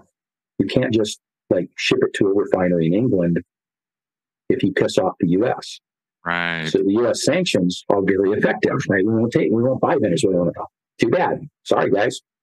And that's got nowhere to go. Of course, the big problem, and Putin's about to learn this with oil, big problem with oil wells. And oh, by the way, bad news for conspiracy whack jobs who think that the oil market is rigged. There's a small problem with that conspiracy. You can't turn oil wells off. You can slow them down a little bit, but you can't turn them off and come back in a year and start them up again. So oil starts piling up, and it's got nowhere to go. The global oil storage capacity is measured in days. So if oil demand goes down for either globally or for your country, you got to shut down wells, and you ain't going to get them started again. And that's what's happening in Venezuela, and that is going to happen in Russia. Certainly this winter, as the eastern fields that are supplying China start to deteriorate because all the Western exports from Halliburton and all those places are gone in the wake of sanctions. So the economy is, when you're a dictator, you think that you have the ability to affect things. You think you have the ability to, turn on, to increase oil production. Well, if you pissed off the experts that you brought in from outside, and, you can't buy those people because they're under sanction. They can't legally go help you out. Right. Yeah, it's really quite amazing, the unintended consequences of dictator actions. And again, structural issues with the whole dictator problem in the first place that it inevitably presents. Oil, food, raw material production, refinement. I mean, every level of the economy is benefited by that diffusion of authority, which the dictator problem prevents from happening. Yeah, exactly. And, these are hard problems to solve in a functioning government. Yep. And, the economy is, civilization is fundamentally fragile in many respects. The economy, right, if all of a sudden, and this is why China is blustering about going to war with Taiwan, it's mostly bluster. To land enough troops to subjugate Taiwan would be a nearly impossible logistical phenomenon. They might try bombing Taiwan and they'll kill a lot of innocent people, but they won't be able to actually invade and get stuff there. Because what's going to happen outside of what's called the first island chain, in other words, Japan, Philippines, Indonesia, all of that, the U.S. is going to sit outside the range of the Chinese Navy and is going to turn ships away that are either carrying Chinese goods out for export, or they're carrying oil or other inputs that are necessary to keep the Chinese economy going. Yeah. The economy is interdependent. You can't sit there and say, we're going to do something. The U.S. has put a line out that says, guys, don't do this. But the dictator has stirred up the nationalistic China is ours. It was taken from us. We were wronged by these colonialists. And by the way, colonialists, if you look at what the British did with the Opium Wars and stuff, the British colonialists did horrible things in China in the 19th century. A lot of colonial stuff on the part of everybody is horrible. Well, you have the Japanese invasion of China as well. I mean, it wasn't just Americans or British people subjugating these people. These countries have been subjugating each other for centuries. Oh, absolutely. But I think, but there's right now, the marketing is, the Western colonialists are the evil, never mind, That's but the thing is, line over here of all places, and it really drives me crazy because it ignores so much of what we've been talking about already. Yeah. So basically, be wrong. I'm not saying it was a good thing that India was subjugated or that the Opium Wars happened. That's not what I'm saying. Yeah. I'm saying that these are incidents. They are validly awful incidents that happened in history. But let's not pretend the white people are the only people running around the planet doing this kind of thing. Oh yeah, no, I agree completely. Yeah. And by the way, the dictators do tend to underestimate, their power. Yeah. So they may have power within their country, but if we look at colonialism, it happened in a time where there was enormous disparity in industrial production and therefore armament production. So India was subjugated with something like 30,000 troops from the British East India Company, which had a company that had its own private army. It was a tiny fraction of the Indian population. Yes. Because they were able to show up and fight in a way that the Indian subcontinent was completely unprepared for. Yep. But over time, today, the Indians are flying the same airplanes. Well, their fleet's a bit older than the West, but they got airplanes with missiles too.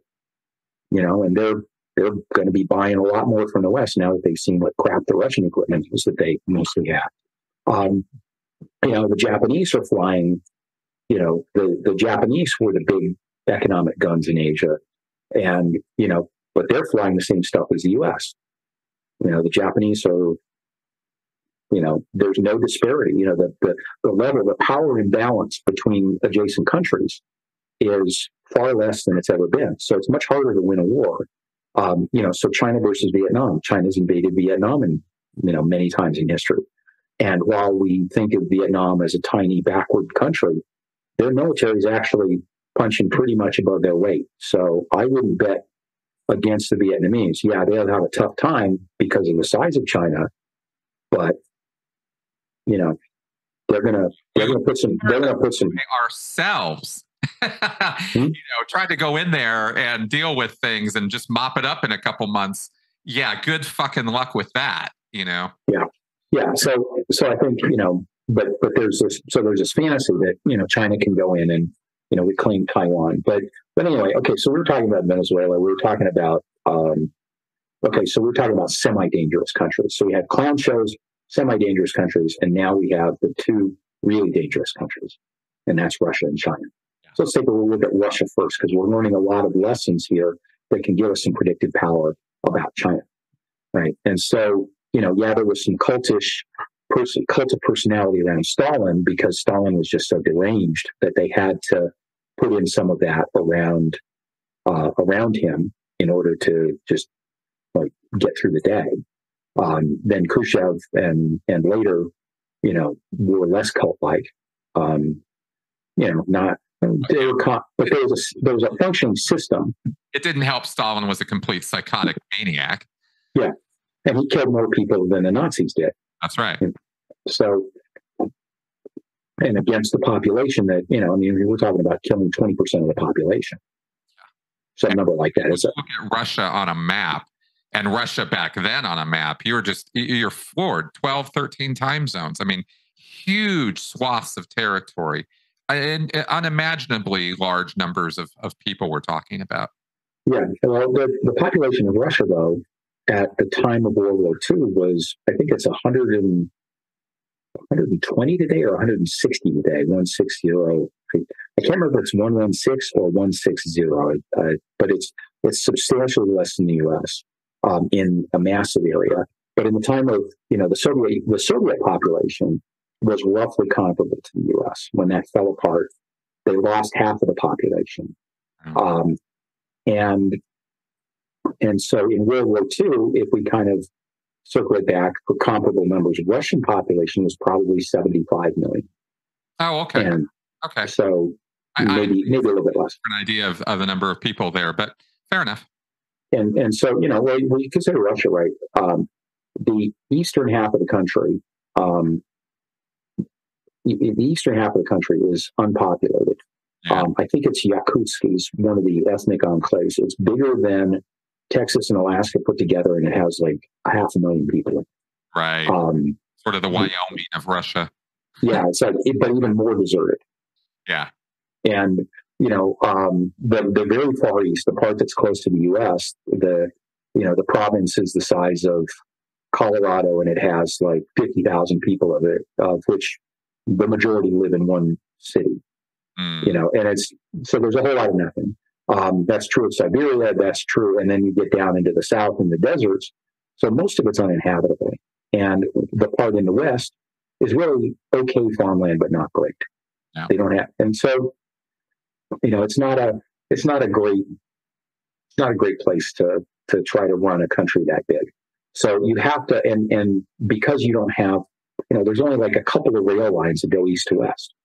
So holding all of this together is a natural tendency towards an authoritarian rule. You really have to deal with, dissent. It's no accident that Putin is drafting most of the people he's mobilizing from all these ethnic areas in the east, so that the ethnically Russians are not going to be feeling the heat for the war.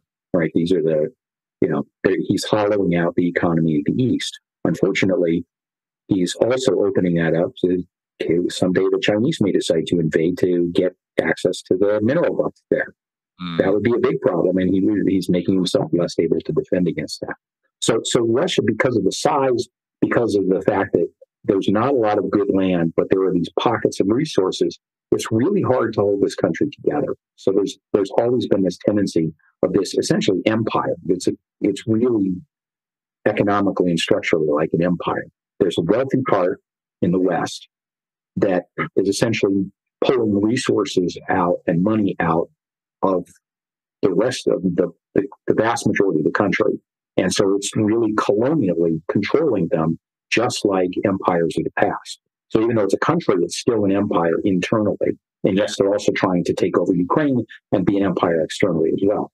So you have this history of authoritarianism and as a cult country, although with Stalin, that hasn't been seen in a while. But, Putin knows that he's a weak candidate. He managed to sneak in essentially into the big chair. And everybody goes, well, he's KGB, and everybody knows that the KGB is central to Russia. But when he was in the KGB, he was an agent operating in East Germany. That's kind of like being a CIA guy operating in Des Moines. Right. It's friendly territory. Right. The good guys got posted to, Paris, and Washington was if you were a KGB guy in Washington, you were good. Yeah. Yeah. Right. So the fact that the guy is not good enough to get posted to even a slightly unfriendly country like Luxembourg, right, ought to tell you that he was not viewed as the A-team right back in the day. And so here he ends up in the big chair, and that he's going to be pushing authoritarian, pushing his, cult of personality. He's got to. That's right. Because he's a very weak guy. And don't see such parallels with Xi. Well, exactly. We'll talk about him in a little bit. But this is why I wanted to talk about Russia first, because it gives us some ability to think about, about where China is going to go. Yeah. And so Putin, his choice was to be a kleptocrat instead of a power mad guy. So what his, the people that got punished were the people who got in the way of he and his cronies looting the system. And so the biggest way you step out of line is if you took more than your share. So if you were some low-level guy, you could steal a certain amount, but you better not be stealing more than your boss. So if you got too good stealing, that's when you got into trouble. Or if you got uppity and tried to make a power play to rise up the hierarchy and you hadn't, bribed enough people yet, that's when you got into trouble. So it was a kleptocracy. There were certain times that there was a cultic personality, like you'd see this picture of him on a horse, all buff. That was like 20 years ago. I don't think he looks that way today. No. But so there were some things to try and make him look cool. But now we're starting to see the cultic personality. Now there's starting to be, Putin thought. Now there's starting to be all sorts of nonsense after the war, and when it started to really not go well, and so that's going to continue as long as he's in power. He's got to, and this is why he's co-opted the church so aggressively, is to legitimize him among the power base in the rural. His power base is mostly the rural, kind of ethnic Russian pool. I think the intelligentsia, the educated, the software developers and whatnot, those guys are all, a little bit more realistic. But I think that the cult is among, kind of the rural poor. So the church is big there. So he's got to co-opt them. And he's playing on the sense of grievance, right? This is very natural in Russia. The Russian, Russian culture has a very outsized view of its importance in the world. And they used to be almost a power in Europe on the level of Germany. And so they, the imperial era, they kind of, think it's very easy to convince them that, even in the imperial era, that there's that they're the peers of Europe, and that they also have this belief that they have contributed to culture to their neighbors, right? So this whole thing about Ukraine, there's no Ukrainian culture. They're all, peasants, and we contributed the beauty of the Russian language. We contributed all the literature and all the science and all the education. Never mind that the Ukrainians have a longer history than the Russians, and that they have done a lot of good stuff. Scientifically, they make very nice jet engines, which the Russians are not doing so well at. That's a very hard thing to do, by the way. That's kind of if you've made it to a first world technology country, the real acid test is microprocessors and jet engines. And so far, by the way, Russia is not there at all. They have a couple jet engines, but they're miracles of inefficiency and mechanical unreliability. Chinese are sort of getting there on jet engines, but they still have quite a ways to go. It's a lot trickier than you think. And they're certainly not there on chips. It's interesting, isn't it? Because we take these things for granted because we're surrounded by them in the West, but we don't realize that very simple piece of information, that producing these things isn't simple, even if they are ubiquitous in our lives. It's an interesting counterpoint in our psychology, I think, when we think about this stuff, that we basically what I'm saying is we take this stuff for granted. Yeah, I've invested in the semiconductor business for 25 years. And I'm not an expert in it, but peripherally been involved. And the even harder business than chip making is making the chip equipment that makes the chips. Right. That is stuff that is so far out on the bleeding edge of physics, you cannot even imagine how hard it is. And it now takes staggering amounts of money, $10 billion and up, to build a chip factory for the next generation of chips.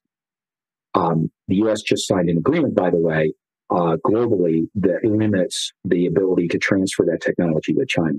Yeah. So all of the chip engineers that were helping China build its semiconductor industry have now left. They will never be able to get that equipment for the next generation of chips. Neither will Russia or anybody else that's hostile to the U.S. and the West.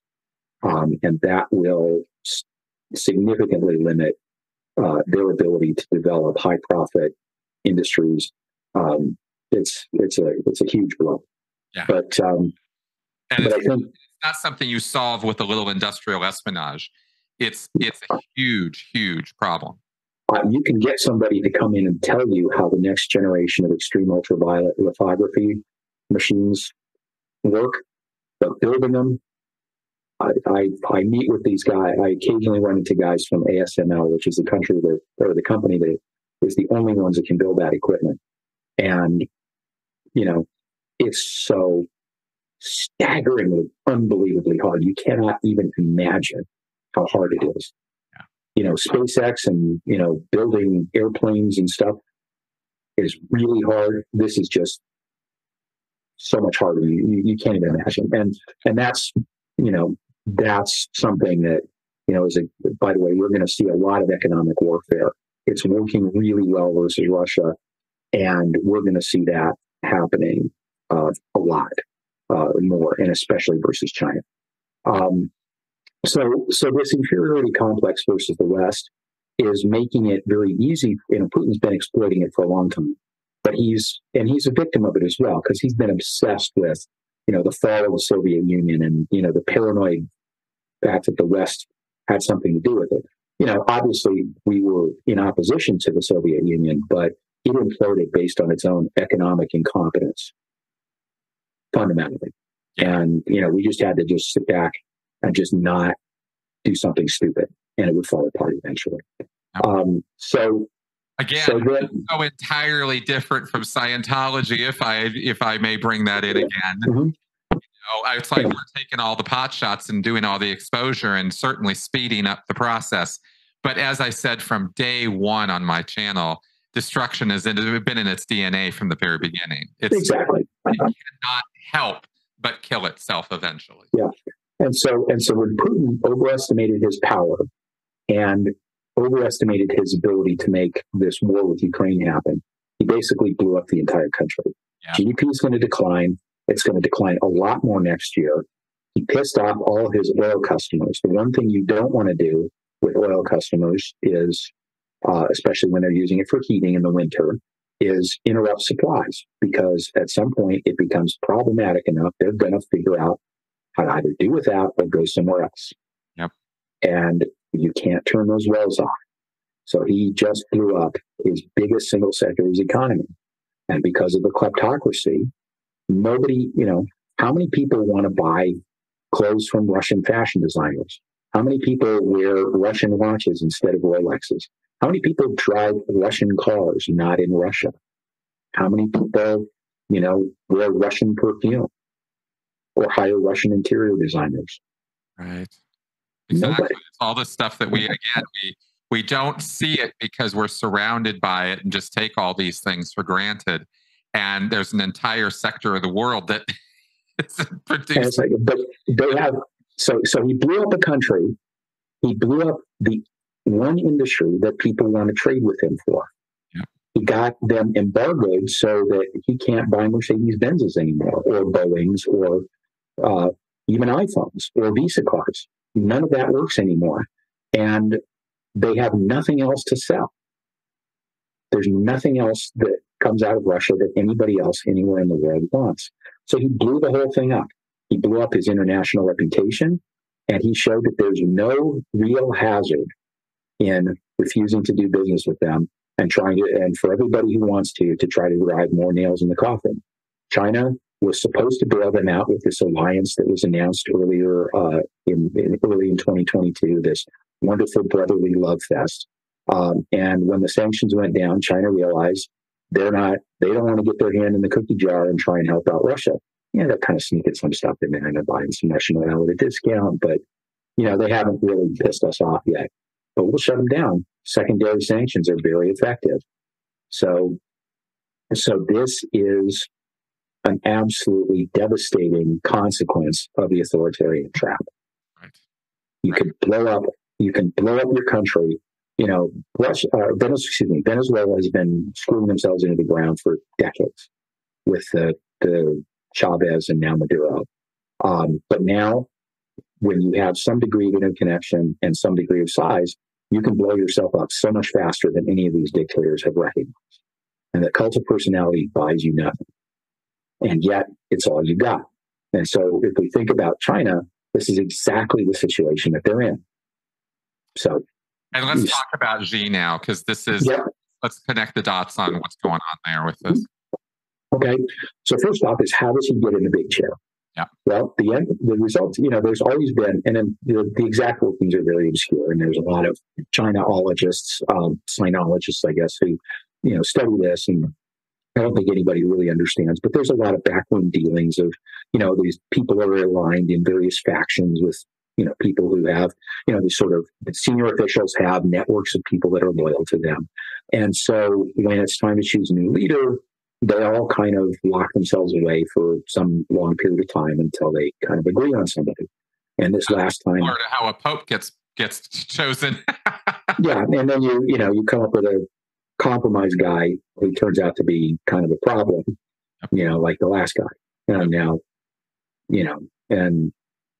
and so she was the compromise guy. He was not really seen as he was seen as mostly harmless, right? And so he was seen as not that he could be influenced by all of the different factions. And so they finally said, okay, none of us is going to win and get our guy in the chair. So we pick this guy who's harmless and kind of sort of neutral. Now, of course, that's exactly the recipe. When you pick the guy who's harmless and not too bright, that's exactly the recipe for what you get. So first thing he has to do is consolidate power and make sure that those none of those factions, not just the strongest one, but none of those factions can bump him off. So he launches this giant anti-corruption probe. Now, corruption's a big problem in China, right? That, with all of the centralization of state-owned enterprises, the centralization of, banks lending at the direction of the government, there's all kinds of corruption there. Some estimates say that a third of local government tax revenues go directly into the pockets of officials. A staggering amount. There's all of these local financing vehicles to fund apartment construction. And the corruption there is just beyond belief. Right. So there's so much of this going on. And so an anti-corruption campaign is a mom and apple pie kind of issue, but it's really a way of just purging people that, anybody gets accused of corruption, they get yanked out of office, whether or not they actually get charged later doesn't matter. So, he takes out. I'm sorry? Let's not also forget that this is in the tradition. This is almost tradition in China with the various revolutions and things that have happened over the last 200 years there.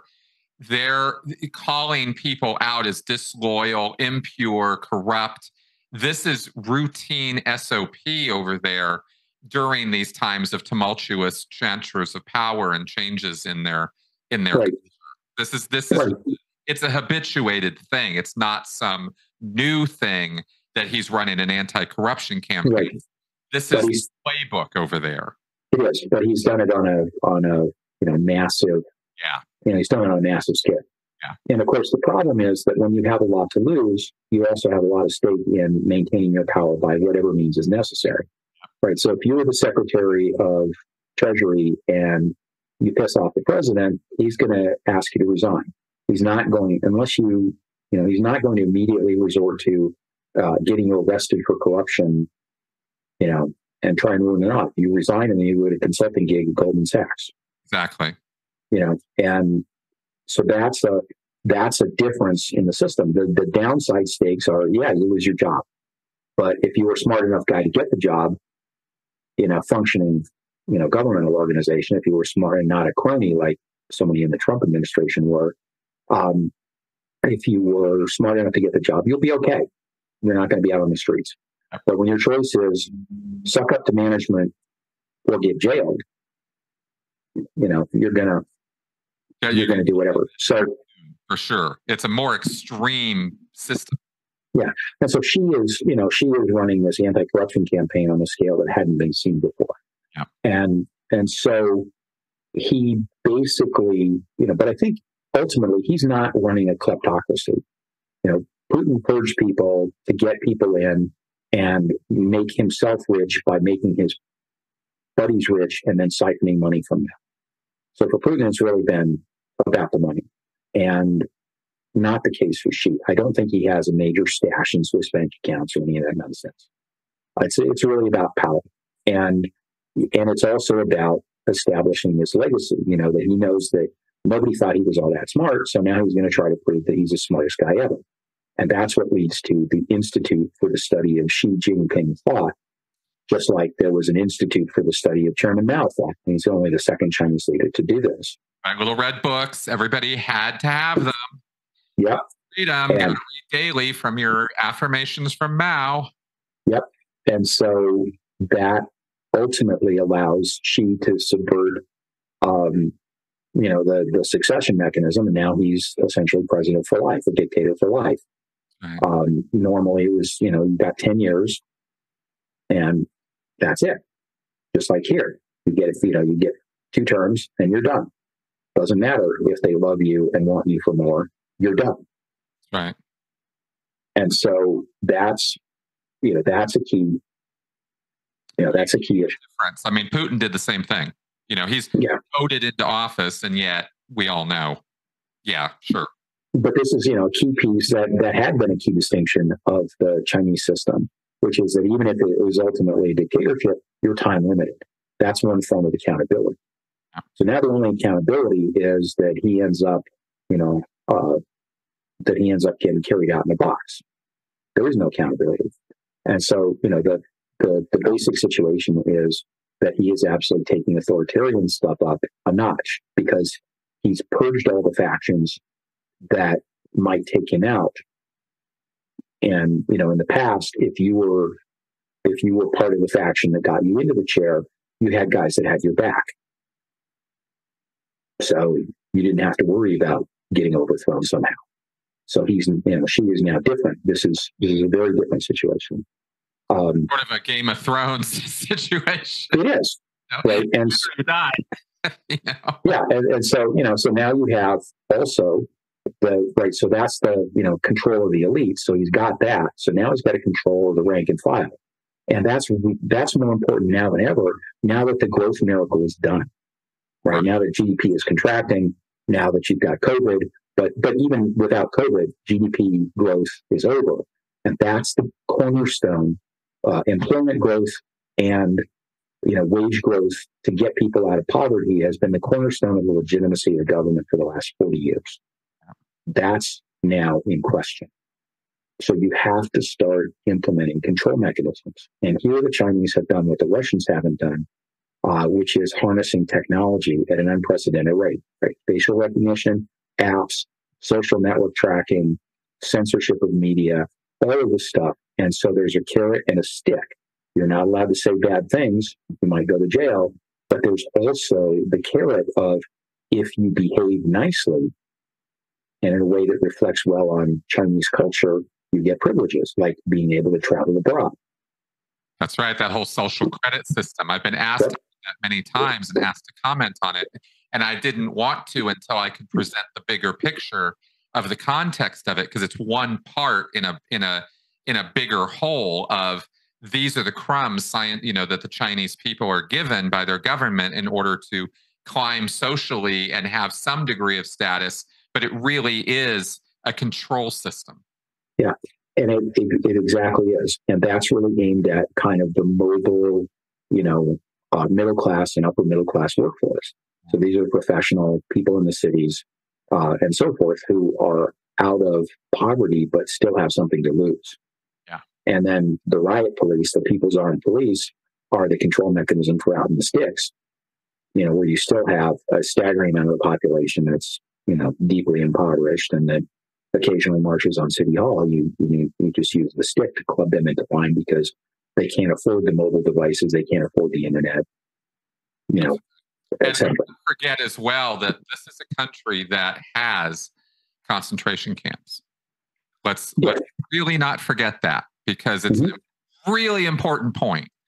You have ethnic and racial and religious minorities imprisoned in this country. And the world kind of just doesn't really do a whole lot about that. We comment on it, talk about it, try to expose it, but that's about it. And even sanctions against China for human rights violations or talk about this will have you canceled immediately by China. And there are economic repercussions. Just ask the NBA about it, and yet this is happening over there. Let's not forget about that little tiny fact. Yeah. And so, by the way, that feeds into another issue of why do, the Chinese Xi overestimating his power. So another fun thing to read about is what's called wolf warrior diplomacy. Wolf warrior is a series of movies that's sort of the Chinese equivalent of the Rambo movies, just jingoistic, simplistic flag waving. And so they have embraced this foreign policy that they basically go around and say, we're going to tell you how you're going to behave. You're not treating us with enough respect. You're going to do what we want or else. And not any kind of conversation. And this is not just, beating up on Vietnam or any of the neighboring countries or Mongolia or what have you.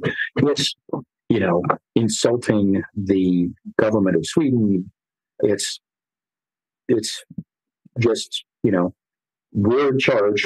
We're going to tell you what to do. We're not going to operate as partners. We're going to tell you what to do. Too bad. Yep. And so that's another feature of a dictatorship is, he's trying to push things faster than they want to go. And he's, essentially overestimating his power. At the same time, things are... I wish people could see the difference there. There's a lot of sloppy thinkers out there who seem to think that because the United States or Western powers or Western culture pushes things like human rights, like the Universal Declaration of Human Rights, that we're somehow overlords of morality on this planet or something. And it's like, you really got to get the contextual differences here. Are we trying to oppress people with human rights, or are we trying to liberate them with human rights? Well, and there's a very clear, and I think, to go back and look at some of the stuff we talked about, given that autocratic states underperform over time, there's a really good value to human rights, which is you drive economic growth. It's a good idea. Exactly. You may be a less powerful guy in an economy 5 times as big. That's probably better than being the emperor of Togo, which is a country that, it's a joke cult of personality in a country that nobody cares about. That's right. Except for the people that live there. That's right. Nobody goes on vacation in Togo. Nobody knows what they export. Not much of any, Yeah, it's just this little thing. Country, as you say. Yeah. And it's like, compare that to Rwanda. Rwanda went through this horrible genocide. They got things screwed on straight, and they're growing like weeds. There's still some problems there in terms of authoritarian to a certain extent, but, they're driving growth, and Togo's nowhere. Interesting. Again. So, human rights is a smart business decision, ultimately. Yeah. So you give people some freedom and some independence of thinking and action, and you let them go, and it's amazing what people can do. Yeah. And that's the opposite of the dictator problem. It's the liberty problem. It's got a whole set of problems connected with it. It's loud, it's confusing, it's annoying, it's argumentative, but it's actually a better system, despite all that, than the very quiet, very sedate, very controlled authoritarian oppression. Yeah. I think, Winston Churchill said, democracy is the worst system of government ever invented, except for all the others. That's right. That's right. So we just talked about how she has really reduced the information flow of dissenting information to the Chinese population. But let's also look at what makes China especially dangerous at this point, which is the information flow that's getting to Xi is just non-existent. So, this is actually a more dangerous situation than what's happening with Putin. And with Putin, it is plenty dangerous, right? He thought that he had an army that could go in and take Ukraine in 3 days, which would have resulted in fairly minimal damage to anybody. Would have been bad, but and it would have been geopolitically a problem, but it wouldn't have turned out to have blown up his entire country if he was succeeded.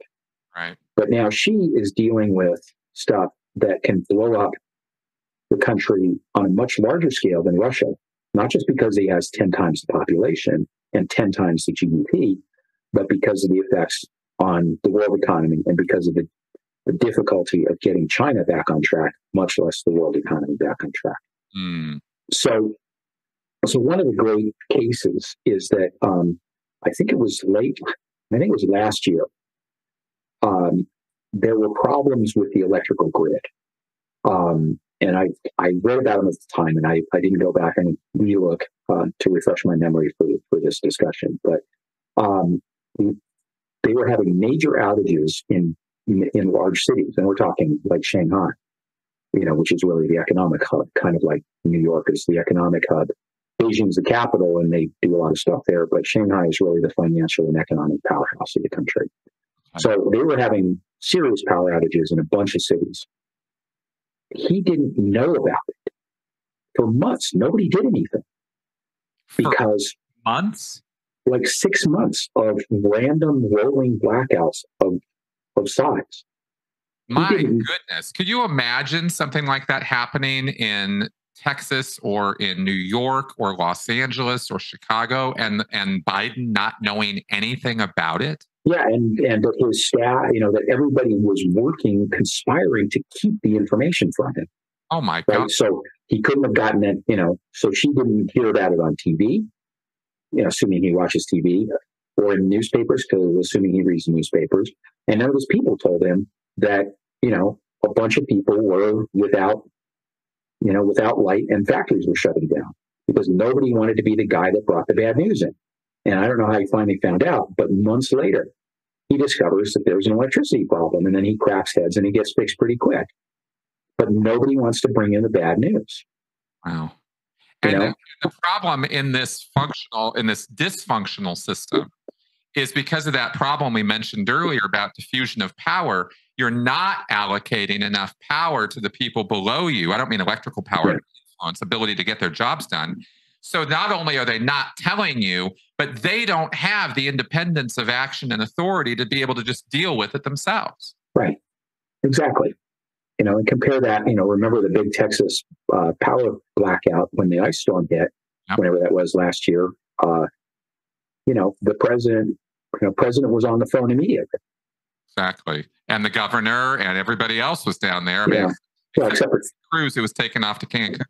You beat me to it. I was exactly going to say that.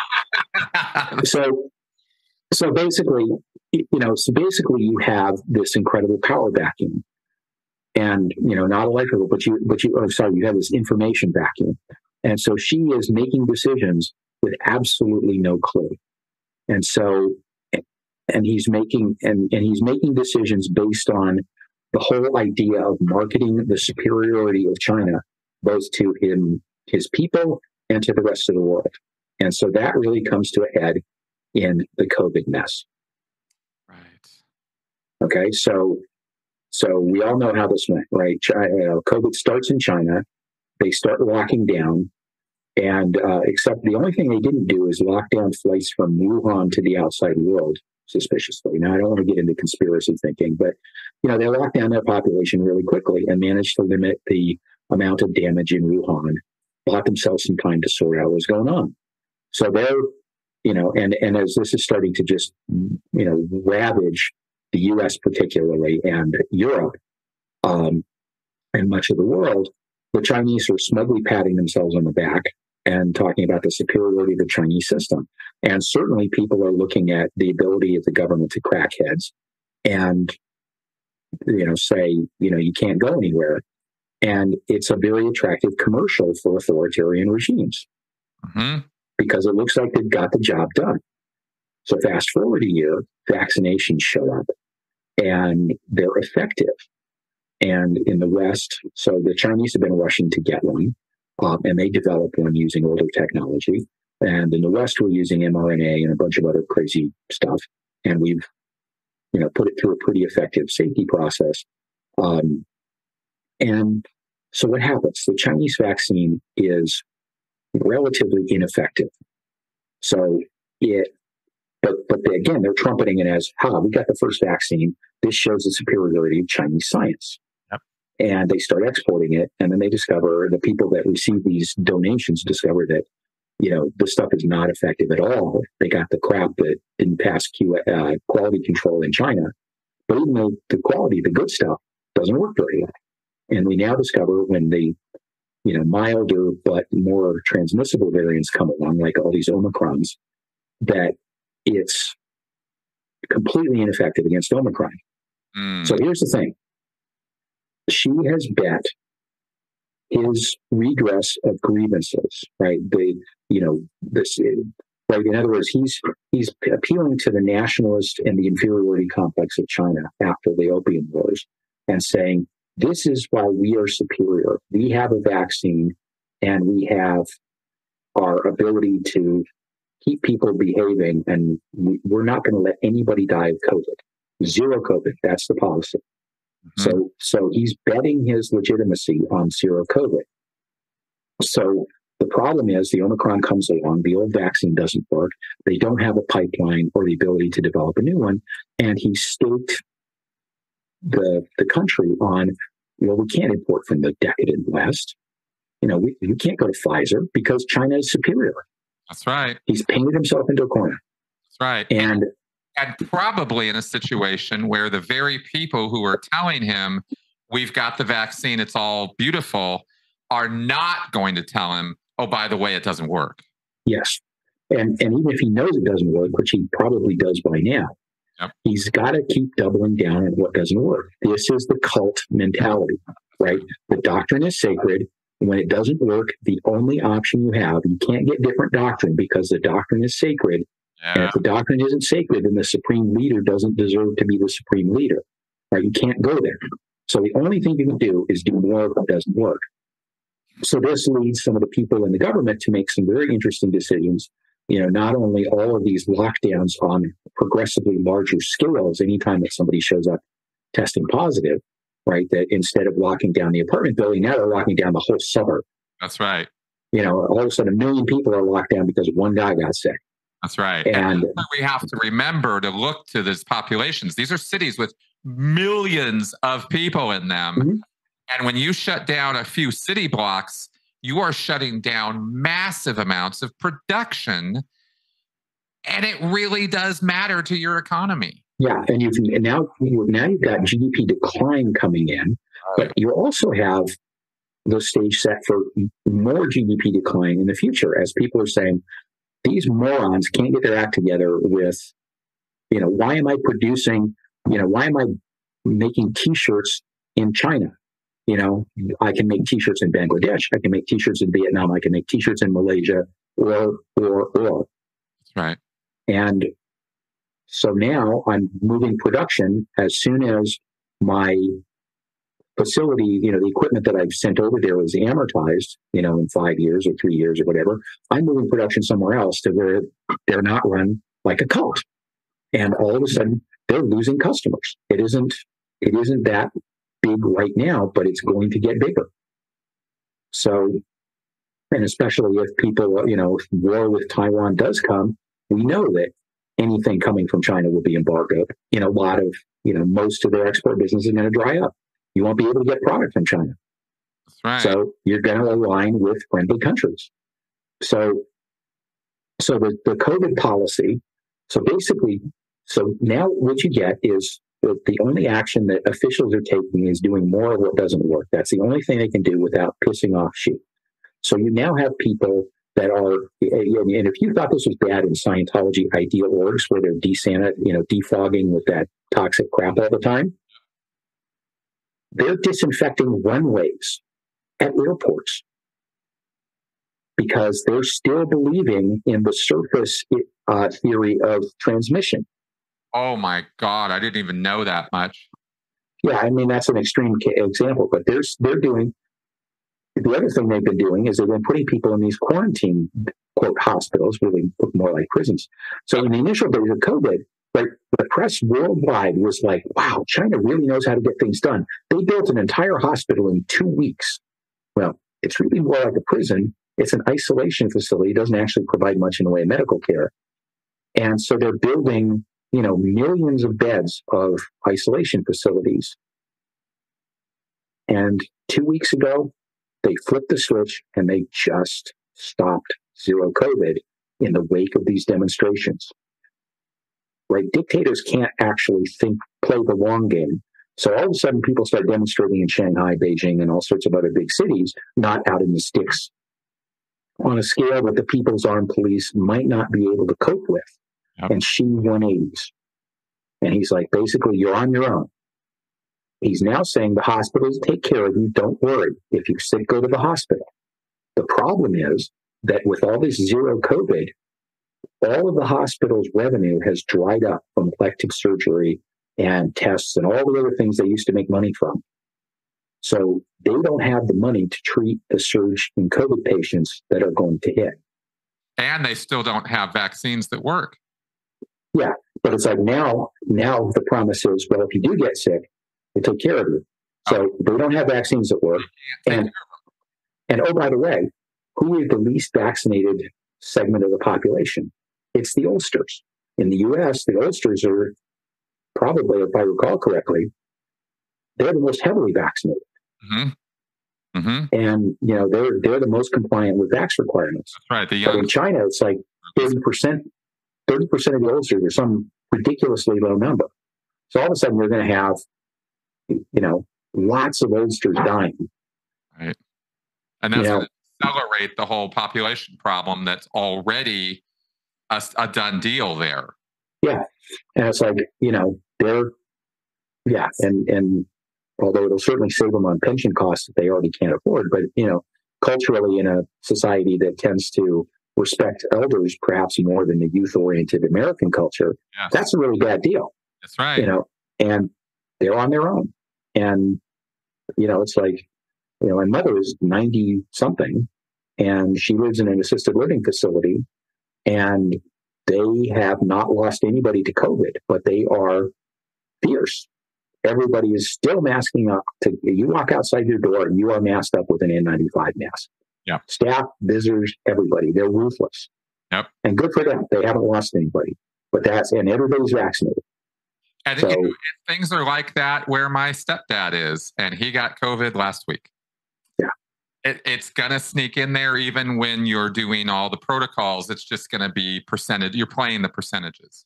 Yeah. Well, every time I go to visit her, I'm, which involves an airplane ride, I'm worried that, I'm masked up on airplanes, even though that's unfashionable these days. But, but the China is like, he's now rolled over, and it's like, you're on your own. And he's depending on a healthcare system that nobody has bothered to tell him is broke. Mm. Mm. So it's just going to keep this. See, it's the spiraling problem. Is that we keep coming back to this dictator problem, but it's a really good way of framing the entire series of problems that are created structurally by ruling people this way. Mm-hmm. Yeah. And that's really the point we wanted to make with this is the CCP is just another name or set of letters to describe a system that cannot sustain itself. Yes. And even with coercive control of both itself and the broader population, it can't do that. Right. So the concern is if COVID really starts to shut them down, GDP continues to decline, is whether he will risk the economic wreckage that would happen if he invades Taiwan. If he decides to play on nationalist fears, no matter what the cost, because it's the only card he's got left to play to stay in power, that's going to be a massive issue. Yeah. And the best thinking that I am aware of says that although the military losses would be significant to the U.S. side, right? We got no skin in the game in Ukraine. We're shipping off toys, but we don't have any boots on the ground. There's nobody coming back to Dover Air Force Base in Delaware in body bags. Right. We got no skin in the game other than cash and, geopolitical issues. And, with China, if Taiwan is attacked, there will be American casualties. Well, there will be a lot of casualties. Yeah. But we will, I think, ultimately win. We will certainly be able to use effective economic warfare, no holds barred, at a level that the Russian was kind of like the small scale test. Yeah, we have 4,700 Americans in Taiwan. Yeah, but that's not the issue. The issue is, it's pretty guaranteed that if there's attacks there, we're going to have casualties on America. Well, it's the naval situation, right? There's multiple carrier battle groups close by. Yeah. And, you know, nobody's ever sunk an American carrier since World War II. No, if they go about sinking American ships, things are going to go to hell real fucking fast over there. But ultimately, I think it will. We don't want that. We don't want that. No, we don't want that. We don't want that. Even though I think we will ultimately, you know, prevail, I still think that it's, you know, it's a horrible outcome, and you know, but it would result in ultimately the destruction of China as we know it. So there's a huge consequence to Xi's cultic personality and to his authoritarian regime that really can incinerate the global system in a way that Russia is really just a, you know, kind of a very small scale. You know, Russia's significant, but it's a tenth of what's happening. And this is all because of the authoritarian cult that Xi is putting together, because he knows that he isn't good enough to have retained power under the old system, which was at least somewhat merit-based. It's funny because we can afford, in the position that we're in, the military that we have, the economy that we have, the influence that we have, we in America can sit back in our recliners and laugh at or ridicule the situations in North Korea or Libya or Togo or, you know, these little tiny, you know, what we've been calling clown countries. The people there are not clowns. Let's not confuse here. We care about those people, those populations. They're human beings. The people who are running these shows are clowns. They're cult leaders. They're nonsensical, ridiculous figures. But I think the point we're making here with China is that this ain't that. This is something where that same kind of person running that same kind of shit show is going to have global repercussions. And we kind of don't want that. So let me ask you this in terms of moving towards a conclusion to this show is what should we be watching for, or what can we as Westerners or as Americans outside of this shit show, what should we be pushing for or doing to prevent total disaster here? We can't prevent the depopulation, the GDP shrinkage, the problems that China's going to have are their own creation. But what can we do from the outside? I think we're already largely doing the right things. Okay. Continuing to support Ukraine and not letting Russia win. In other words, showing that the U.S. and the European partners have consistent long-term resolve to help Ukraine prevail in that situation. Right. And prevailing being exactly what Zelensky said when he addressed Congress last night. So we're recording this on December 22nd. You know, the minimum conditions for peace is all of our territory pre-2014 returned and reparations, which would be in the hundreds of billions of dollars, you know, 500 plus billion to get our country, you know, our infrastructure and our physical life back to where it was, rebuild our cities, and, you know, probably also join NATO. Right. So this never happens again. So those are very reasonable conditions given the circumstances. So if we continue to show resolve that, you know, over the course of another year or two of potential conflict, that will show China that we are not going to fracture the alliances that we have with Asian partners. So, you know, I think the other thing is continuing to set up structures where we are able to wage even more effective economic warfare and make sure that China knows it. So the CHIPS Act is the first salvo there. So that's already been, I think, you know, served notice that the most important or an extraordinarily important Chinese industry is now essentially throttled. But I think also setting more conditions for economics, like, will take all of your companies off of U.S. stock exchanges, so that you won't have access to foreign capital. You'll be removed from SWIFT. All of that, setting up the ducks in a row to make sure that he's aware of the consequences, even if his advisors don't tell him. Right.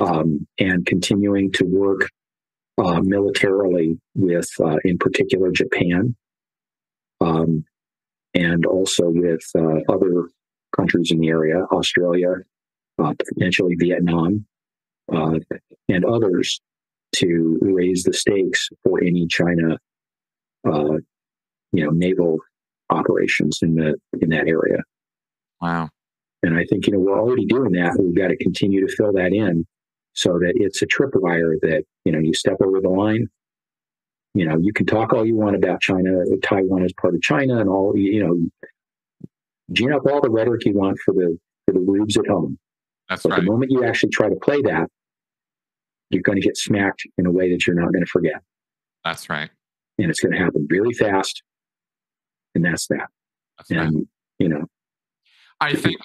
I think this is important for people to keep in the back of their minds, to bookmark this information we've been going over in this show. I think this is very, very important stuff, what we've been covering here, because we've basically been looking at foreign relations or international relations through a cult lens or cultic control lenses, right? And the long-term effects of that on a nation's prosperity versus its poverty. And the fact that it's kind of inevitable that it's going to go into a spike and then a decline with this kind of system.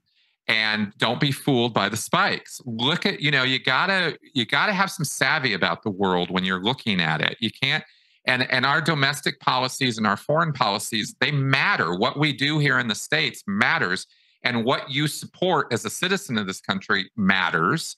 Because, for example, one thing right now I'm seeing after Zelensky's visit, just within a day or two, is, numbnuts in the GOP going, why are we sending any money to these people? Why are we supporting any of this?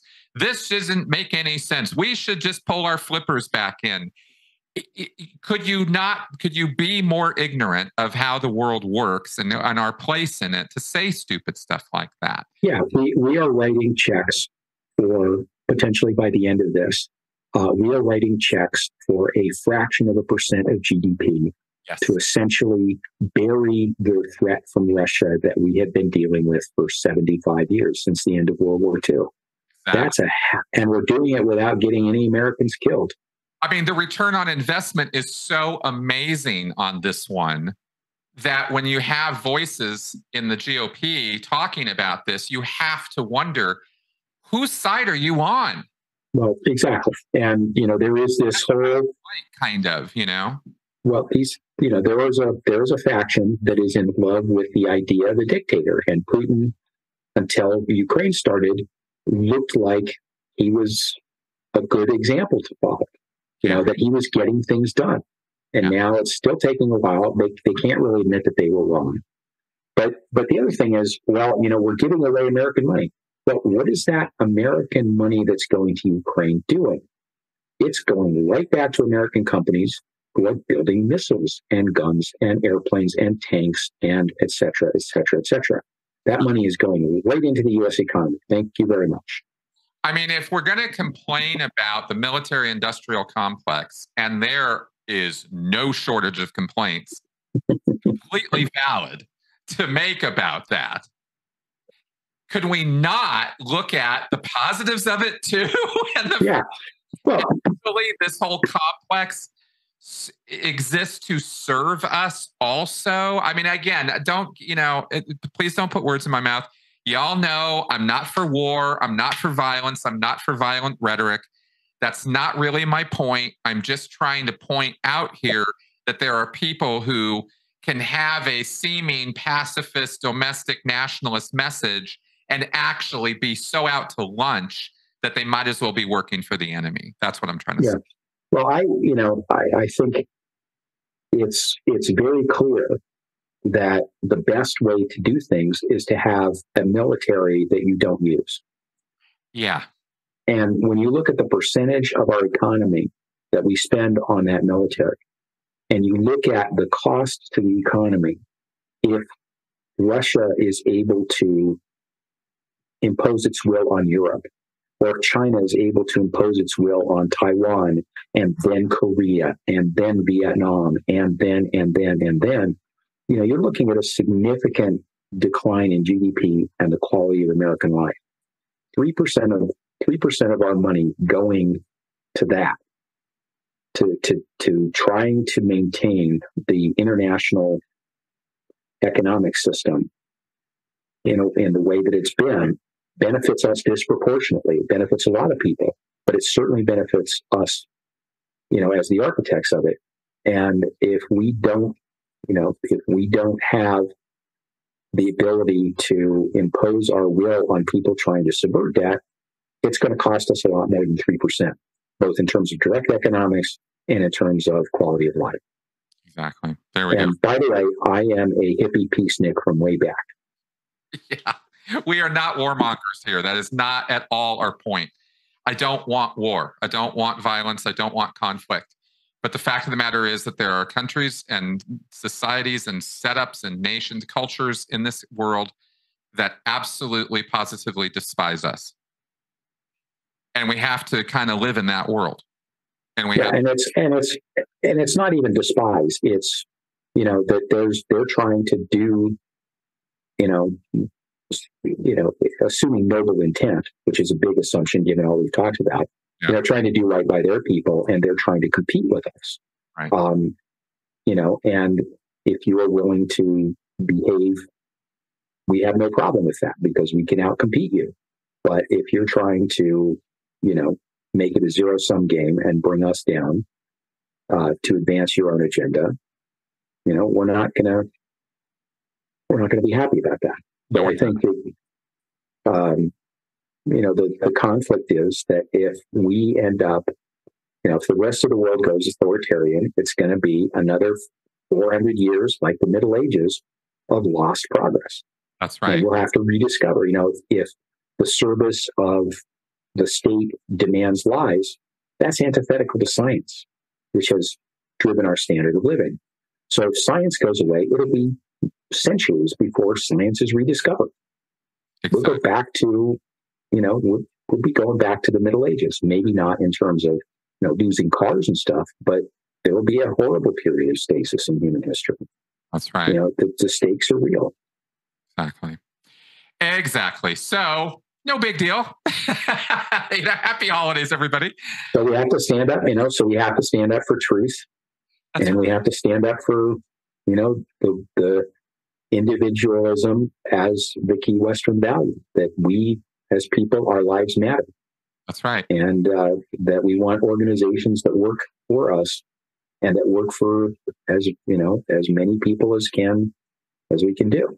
That's right. That's exactly right. There is not a system we have developed yet in all of history that benefits every single person all the time, 24/7. It just doesn't work that way. However, there are systems we have built that benefit more people more often and provide longer term opportunity, growth, and progress than other systems. And when we break it down to the dictator problem versus the problems of democracy and a free society, they're very different sets of problems. But I would rather have all the problems, the noise, the chaos, and the confusion of free will and free action and free belief than the cool, clean efficiency and seeming organization of the dictator, which is always only a short-term situation. Mm-hmm. Exactly. That's the choice. That's how it is. That's how it looks, because that's how history shows us. This is how it plays out over and over and over and over again. Mm-hmm. So, John, thank you very much for helping, for really providing the raw knowledge and analysis here to break this down for us this week. I would definitely not have ever been able to do this show like this without you. So I really appreciate your time and contribution here. Well, I enjoy doing all the research for this. And, fortunately, this aligns with some of the stuff I've been doing, professionally. So, I've been able to go a little deeper than I might. And I realize that going deeper also means going pretty long. So those of you who have stayed through to the bitter end, thank you for the gift of your time. And I hope it's been educational. And, we'll see you in the comments. Exactly. Thanks to everybody out there for taking the time. And please, of course, if you did get something out of this, if this was clarifying to you in terms of what you're seeing in the media versus, questions you might have had, or what the hell is going on over there, or what is this all about? I hope now it's a clearer picture. It certainly is for me. And this certainly informs an awful lot of how I think about what I see and what I hear about what's happening in the world, and what our role is in connection with it. And that's all I really want for you guys. So if we've accomplished even a little bit of that, then good. And please do share, get this information out and out there, because I think that this ties in completely with everything I've ever had to say about cults, coercive control, authoritarian frameworks. It's all the same stuff. It's just the scale. Let's talk, when we talk national and multinational, we have shows like this. It's the same stuff. So all that being said, thanks for coming around. I hope you guys do have a happy holiday season, and that we have a bright and better future as a result of knowing and acting on this information. Again, John, thank you very much. Hey, Chris, thanks again for having me. And everybody, same thing. Have a great holiday. Stay out of trouble or get into some, whichever works better for you. That's right. All right, folks, I'll see you next week. Bye-bye.